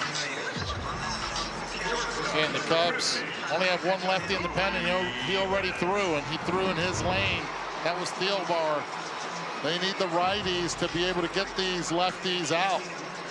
And Ohtani, the big one. Talk about spin from pitchers. Spin off the bat matters too. A little top spin on that spin. Yeah. Carly did all that damage last year in the leadoff spot, but when you make that choice, of course, there's a trade-off with Ohtani.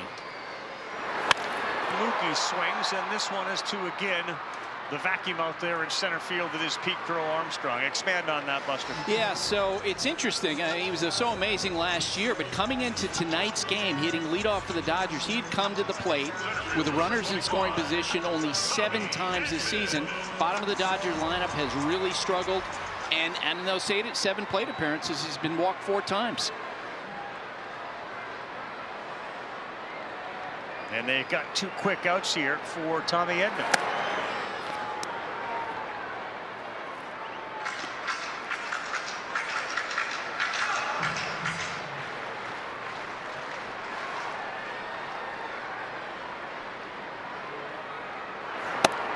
That's up.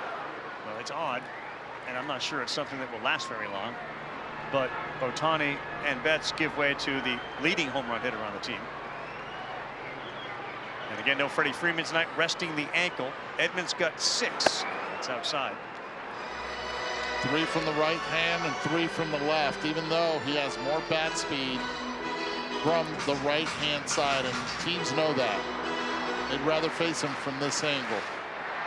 Got Michael Kopech in that trade too, right? Ouch. There's a good one, a fastball down the middle. He was on pace for 60 homers, and Dave Roberts, ever the authentic, honest guy. Remember Betts, he didn't think Betts had a chance in the Derby. He said, I'll take the under on 60 homers for Edman as well. But he will take the walk, and that will bring up Teoscar Hernandez. Best coverage in today's game. The T-Mobile multi-view shows Tommy Edman diving into the pool.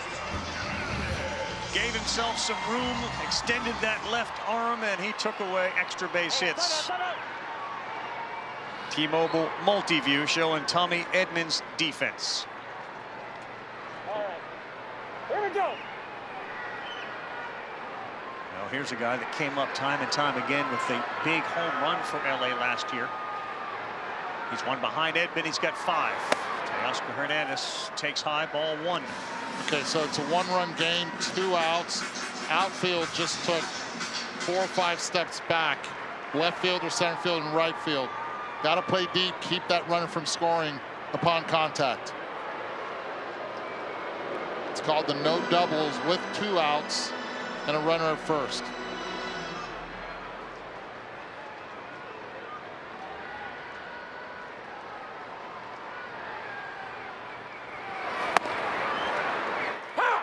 Slider. He took A lot off it at 85.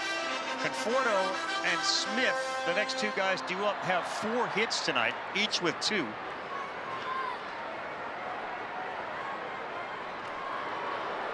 That's a second throw over now that forced Edman to dive back in. He's got 1 stolen base.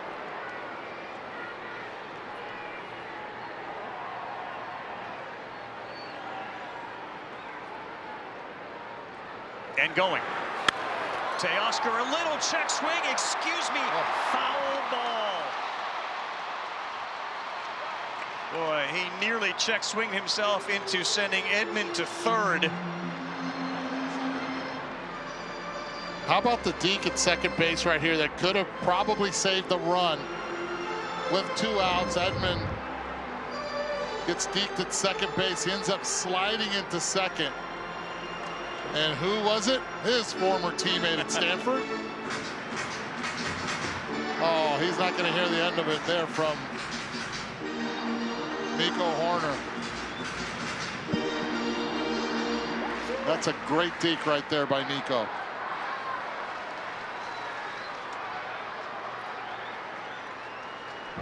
He goes again. He is swinging and missing, and that will end the inning. Another good job by the Cubs pen, this time Merryweather.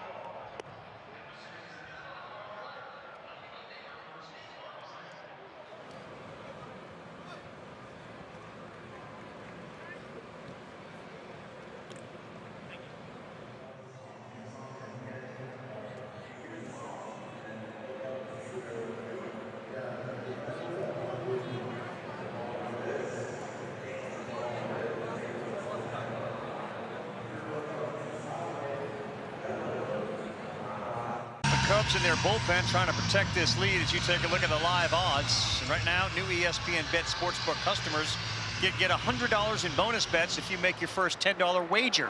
Download the ESPN Bet app and sign up with promo code HOMERUN to get started. 73% chance right now the Cubs hang on and win this thing. And here's Kyle Tucker against the new pitcher, the lefty Vesia. Swing and a miss from Tucker. Got a unique swing, Eduardo, as you take a look at Vesia on the mound.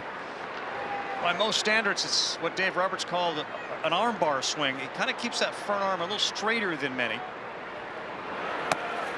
But the one thing he does do is he immediately puts the bat in plane.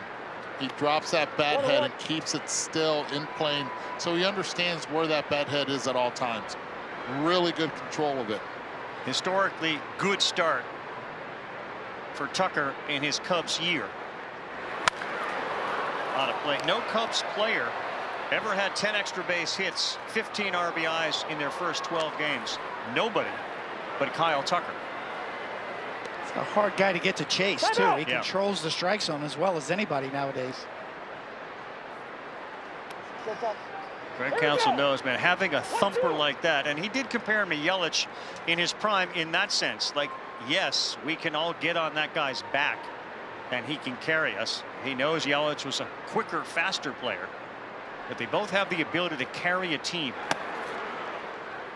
And when you talk about Tucker, you know, Ohtani and all the accolades he gets justified, Tucker kind of flies under the radar for how good he is. This is a top 5 offensive player in the major leagues.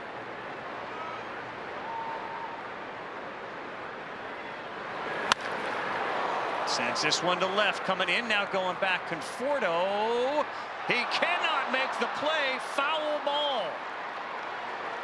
Boy, an odd route. He came in and then he went back. And the umpire here called it a foul ball. Craig Counsell may have seen some chalk fly. He may ask for a replay.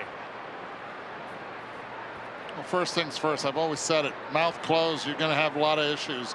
Second, not knowing. I think it hit the glove too. It hit the line and the glove. That's going to be a fair ball. Yeah, watch the marking. It's right there. Oh, it does not hit the glove, but the line, clearly it's on the line. Yeah, this one will be overturned. Think there's some evidence there? Oh, big time. Thinking back to tennis, I could almost hear McEnroe screaming. Challenging the foul call. Are you kidding me? From that angle right there, it looked like it had hit the mitt, but it did not. But the line, it's clear. Sure is. That's why you got chalk lines. See the chalk fly. That's where you got to drag the foot too on the line. Yeah, Kyle Tucker's watching Diamond Vision right now. He just saw that. He looked at the catcher, Will Smith, and said, I'm probably not going to be hanging out here very long. After review, the call on the field is overturned. It was a fair ball. One out of play. The runner will be placed at second base. Yeah, he's Chicago leaving the will batter's retain their box. challenge. Can he just run straight to second right now? Yes, just cut through. He's asking the same thing. Where the third base so conditioned. where the third base umpire's position, it's hard for him to see that far. He's closer to third base than he is down the line. So that was funny. He did ask the crew chief, do I need to touch first base to go to second on a ground rule double? And the answer was no. Just go straight over there.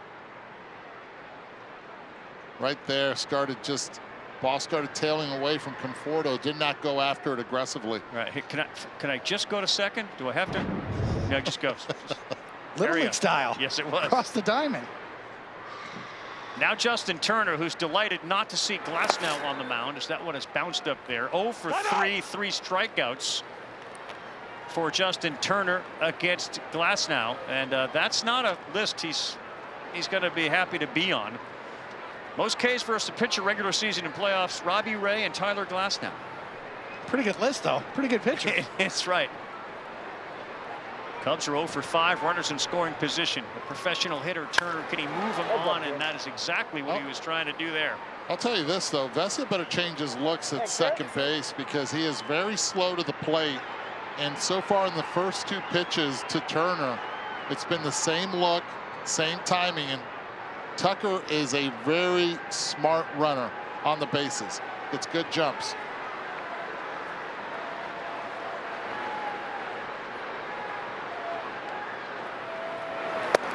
That's out.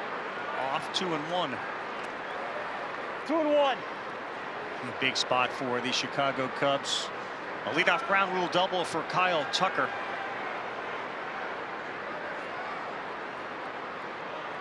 With nobody out. Foul. Turner fouls that off his foot.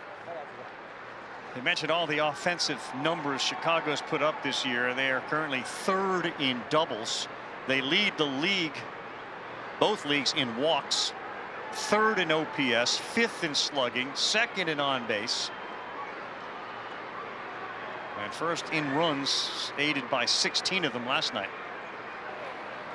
Well, that's what's missing. They put some pressure on you. Not an easy team, and Glasnow's really good at striking out.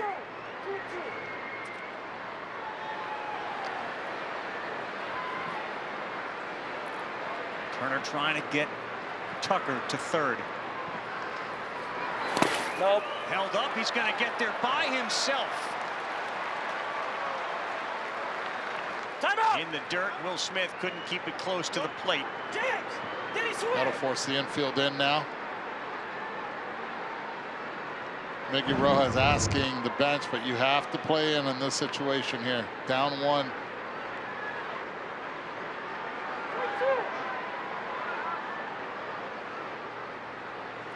A veteran like Turner in this situation, his eyes light up. He knows what his job is. Out of play. Similar to what Max Muncy did. Got to get that guy in from third.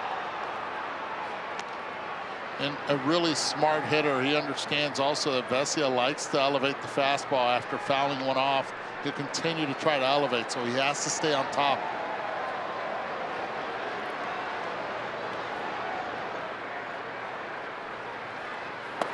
Ball 4. And that's a walk. Turner will go to first. Looked at the scouting report on Turner was don't pitch him anything elevated. Everything so far with the Glass now and with the Vesia was soft down or hard down.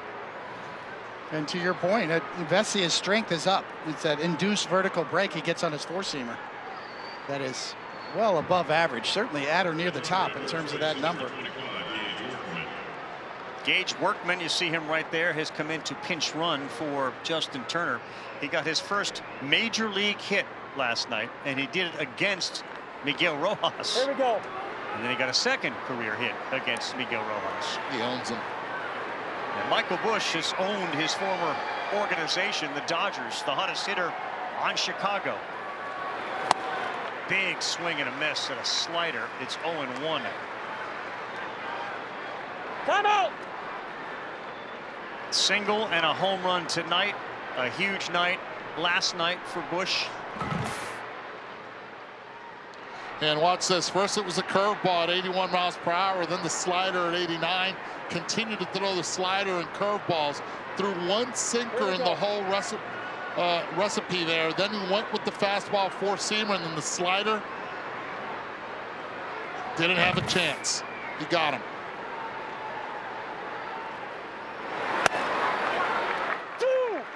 Very good pitch. Vesia back-to-back sliders.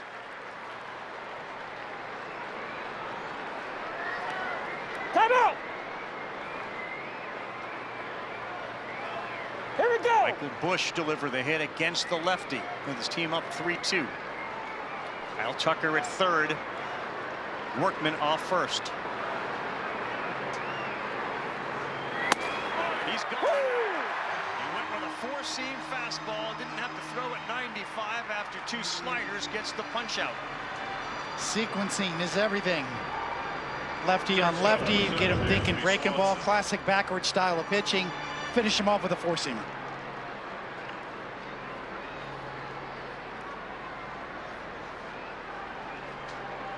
Next up, Dansby Swanson. Quiet night at the plate. Quiet season offensively to start for Swanson. 0 for 3 tonight. Now hitting just 191.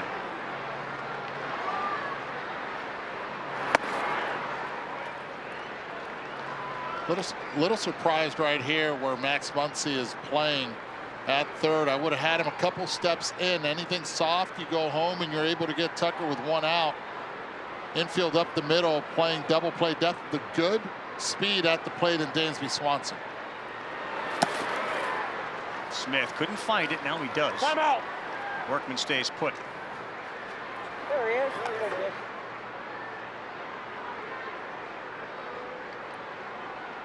Ninth appearance for the lefty from California, Alex Vesia, with a 2.25 ERA. Just feels like a very big run out there at third in this game at home against the Dodgers.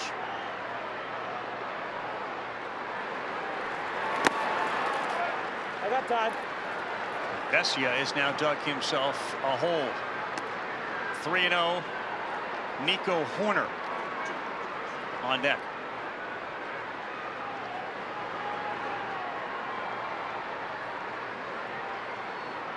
Taking. I give him the green light here. He got it and popped it up sky high. Will it spin back? And it does.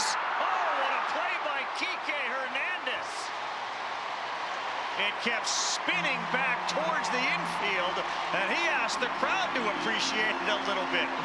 What a play by the versatile Kike Hernandez. That was a big league pop-up. It sure was. That was up there. That's an unbelievable play by Kike. He goes towards it, but watch how this ball comes back, and he does not panic. I think he was fortunate that he was in the dirt, did not slip on the grass. You hear the chants. He hears them.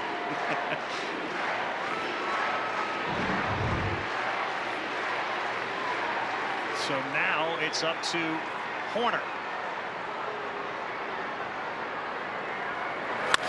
And he swings to right.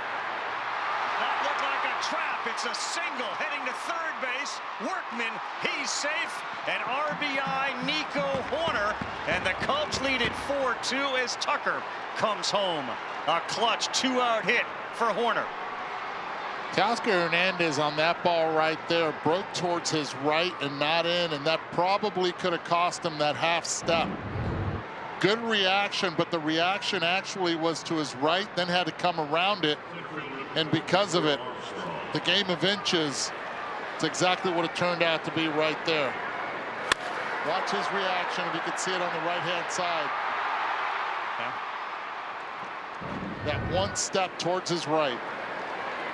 Careful here. 2 home runs for this guy, Pete Crow Armstrong, and he went to lay one down with Workman at third. Got 2 home runs on the night. Try to push bunt to Rojas. Going for a two. Uses speed to beat it up. All right, okay. Left on left, though. He's probably thinking, maybe that's my chance. I like the way the young man's thinking right here. There's nothing wrong with it. Runner goes, and he got a chance to be picked off, and he will be.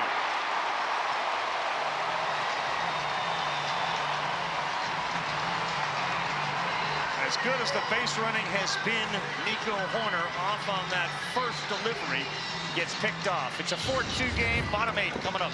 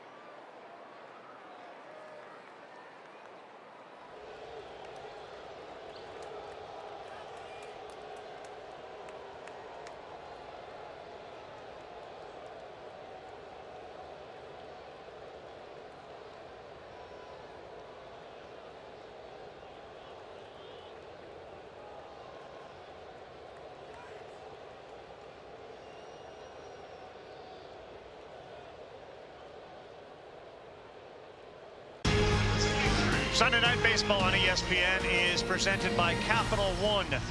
What's in your wallet? And next Sunday, the Crew will be in Houston. Series finale between Tatis Jr. and the Padres. Altuve and the Astros, 7 Eastern Time, ESPN Deportes. ESPN Radio will start at 6 Eastern time with baseball tonight, Sunday Night Countdown. Michael King today for San Diego, 9 innings, complete game. He struck out 8. He allowed 2 hits. That's 3 straight shutouts by Padre pitching against the Colorado Rockies. And shaking the moneymaker today, Michael King will be a free agent as a mutual option after the season. And as Buster was alluding to, pitchers that may be available at the deadline. As you take a look at the numbers of Porter Hodge, who's into the game, and he is filthy. The Padres certainly look like they're going to be in it for the duration and a potential World Series candidate. But if for some reason they fall out, Dylan Cease and King are certainly 2 names that will be at the top of a lot of teams' lists. A 2-hit shutout. Yeah. You get that baseball and put it on your mantle. You just don't see complete game shutouts anymore. 110 pitches from King, 69 strikeouts. That's right there what makes Porter Hodge so gross, and that's a compliment. Time out! The sweeper run value is like off the charts. He's in the Blake Trinan category. Another compliment. Just 24 years old. 2-2 to Conforto.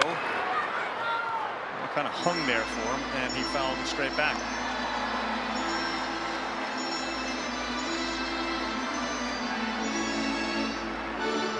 Saw him break in last year with a bang. A 1.88 ERA. 39 games. I'll go back to that last play. A lot of people, I'm sure, are wondering. So corner takes off. He gets picked off. Workman's kind of standing at third base. Eddie, why run there, and what's the responsibility of Workman at third base? I think the matchup told you everything, right? With the left on left and PCA just trying to bunt.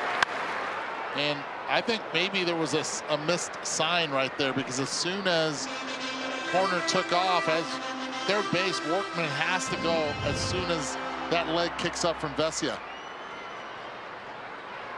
And then you make and put the decision, the tough decision on Kike.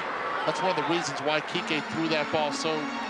Just to get it in the glove as try to get it as quickly as you can. And as a runner, Nico Hoerner should probably stop halfway to see if they can mess up the play. 3-2 on the way. Swing and a miss. Big strikeout on a sweeper to get the leadoff man here in the 8th. Conforto down.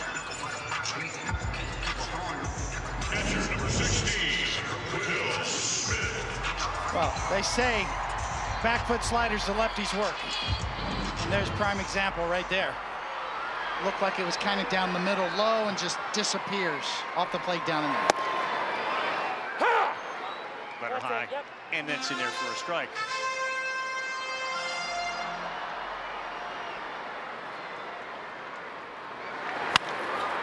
Popped up, playable.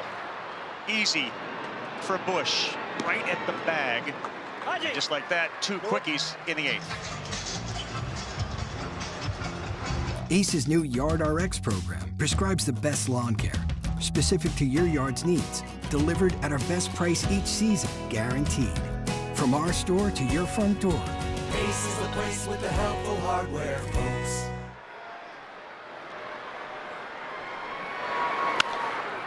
Next one to Muncy. He jumps at that first one and fouls it off. You guys are getting to that time of the game when, Dave Roberts could potentially be looking for a pinch hitter. Freddie Freeman just walked into the dugout, bat in hand. Hey, Freddie. Better get a runner on, and Muncy's now behind 0-2.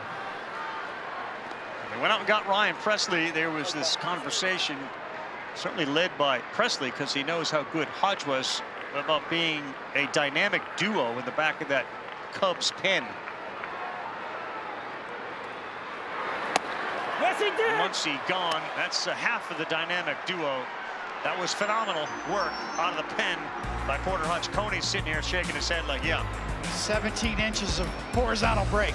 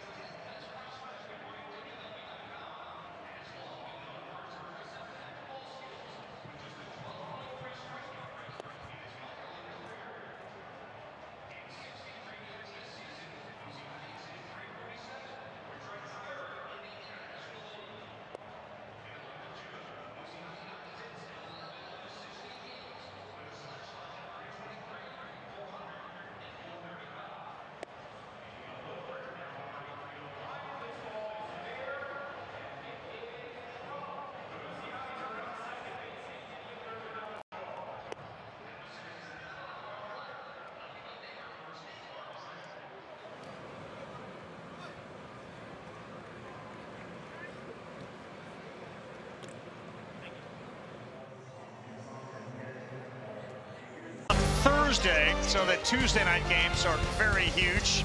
They'll help determine playoff seeding. Panthers Lightning 7:30 Eastern, Kings Kraken, and that one coming up when we are done, involving the Avs. So NHL, NBA all concluding. And there it is, hockey night, those Tuesday night game, Panthers and Lightning, and the first pitch is seen by Pete Crow Armstrong. He's thinking 2, he may be thinking 3. There are no breaks. He is heading to third, and the ball spiked there by Rojas, who tried to hold up. As a result, 2 homers and a triple for the Roadrunner, Pete Crow Armstrong. Have a slugfest today, right? 2 home runs and a triple. Pete Crow Armstrong sees this ball as soon as he keeps it fair right here. Again, aggressive on the first pitch. And right there, he decides, I'm going 3. He doesn't have to look at his coach to see if he's going to make it or not.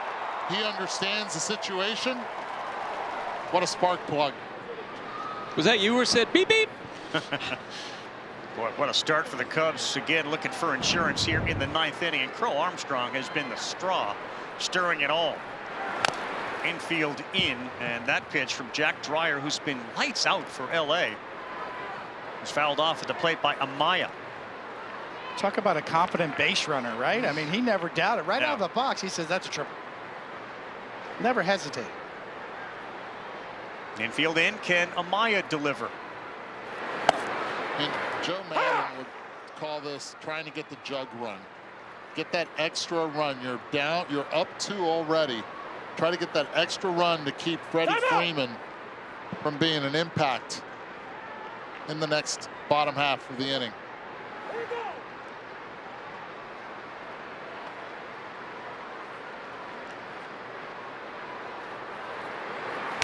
Foul. Foul off at the plate. Well, the Cubs and Craig Counsell know it. I mean, the way the Padres are playing right now, Chicago heads to San Diego next. They are in the midst of an absolute gauntlet here. Look at their first 10 series. Dodgers, Diamondbacks, Padres are there, Rangers, at Dodgers, at This may be the biggest stretch of their entire season as far as competition goes, and they're playing really well. They got a chance to win this series, but my goodness, that is a nasty, nasty start to April. May gets a lot better for them.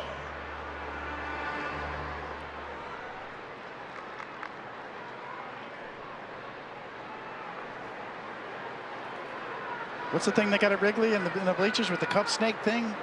Yeah, the beer cups. The beer cups. Yeah. There'll be a lot of those this summer. And Ian Happ will likely buy a bunch of them. He likes to buy them for the left field bleacher folks. We'll be at Wrigley this year.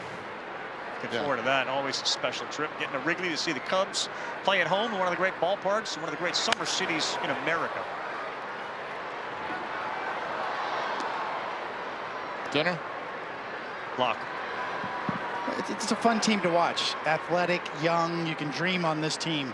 You can dream on some of these young players, including Pete Crow Armstrong sitting on third base right there.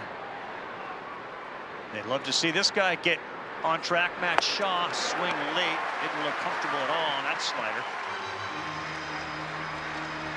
Thought for a second you were going to say dinner was going to be complicated. I knew you were going to go there, and I was setting it up to kind of get to Buster on the Cubs' ability to make additions by saying, Buster, it's complicated. But you stole the thunder. People at home are wondering, what in the world? I'll meet you at the lodge after dinner. Uncomplicated. Popped up, and how about PCA's triple going by the dashboard? 4-2, Kike Ohtani will bat in the bottom of the 9th, and Freddie's looming.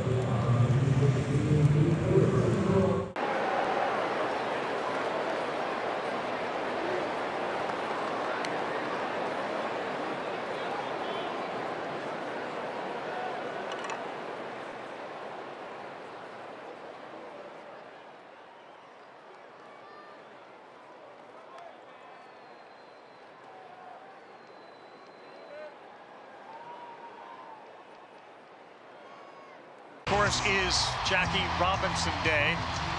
And those are legitimate, authentic shoes, as they will be celebrating great Jackie Robinson across Major League Baseball. Eduardo actually has a pair of those sweet kicks up here in the booth. Of course, the number retired everywhere, and everyone will be wearing the great number 42. Yeah, and it's really cool what Nike is going to be doing for all their Nike guys. They will have the opportunity to wear this on Tuesday in their swingmans. Ken Griffey Jr. Ryan Presley's first pitch, Kike Hernandez, Freddie Freeman on deck, Shohei Ohtani in the hole. Kike's had a very good game defensively. First time up, he had a single, and he sends the slider out of play, so he's in a hole. 0-2. Can they get the tying run to the plate for Shohei Ohtani? The numbers for Presley in 7 games after Hodge was so good. There's a strikeout, and he went with a curveball. You saw the strikeout rate at 6%. He's better than that, and that right there showed it. Here comes Freeman. Presley's always had a signature curveball that spins like a buzzsaw. Crowd to its feet. Freeman, then Ohtani. Down by 2, bottom 9. Up the middle, fielded Swanson, and that terrific Cubs defense pays dividends and prevents Ohtani from coming to the plate as the tying run. It's 102 miles per hour off the bat, and Dansby Swanson, watch the footwork right here. He sees it, takes a step back, and reads the bounce perfectly, and sets his feet to throw a strike. Leather and lace. Presley and Ohtani. Gets ahead with a fastball.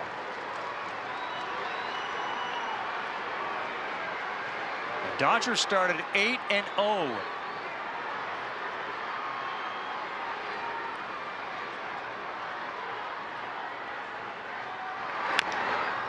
They are in danger of losing 6 of 9 after that start, and Shohei got touched by that ball ricocheting off the ground.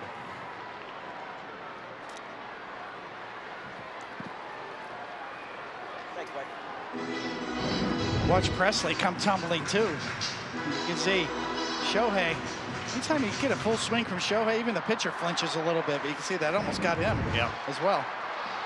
0-2, Cubs trying to win the series. Ohtani on the ground.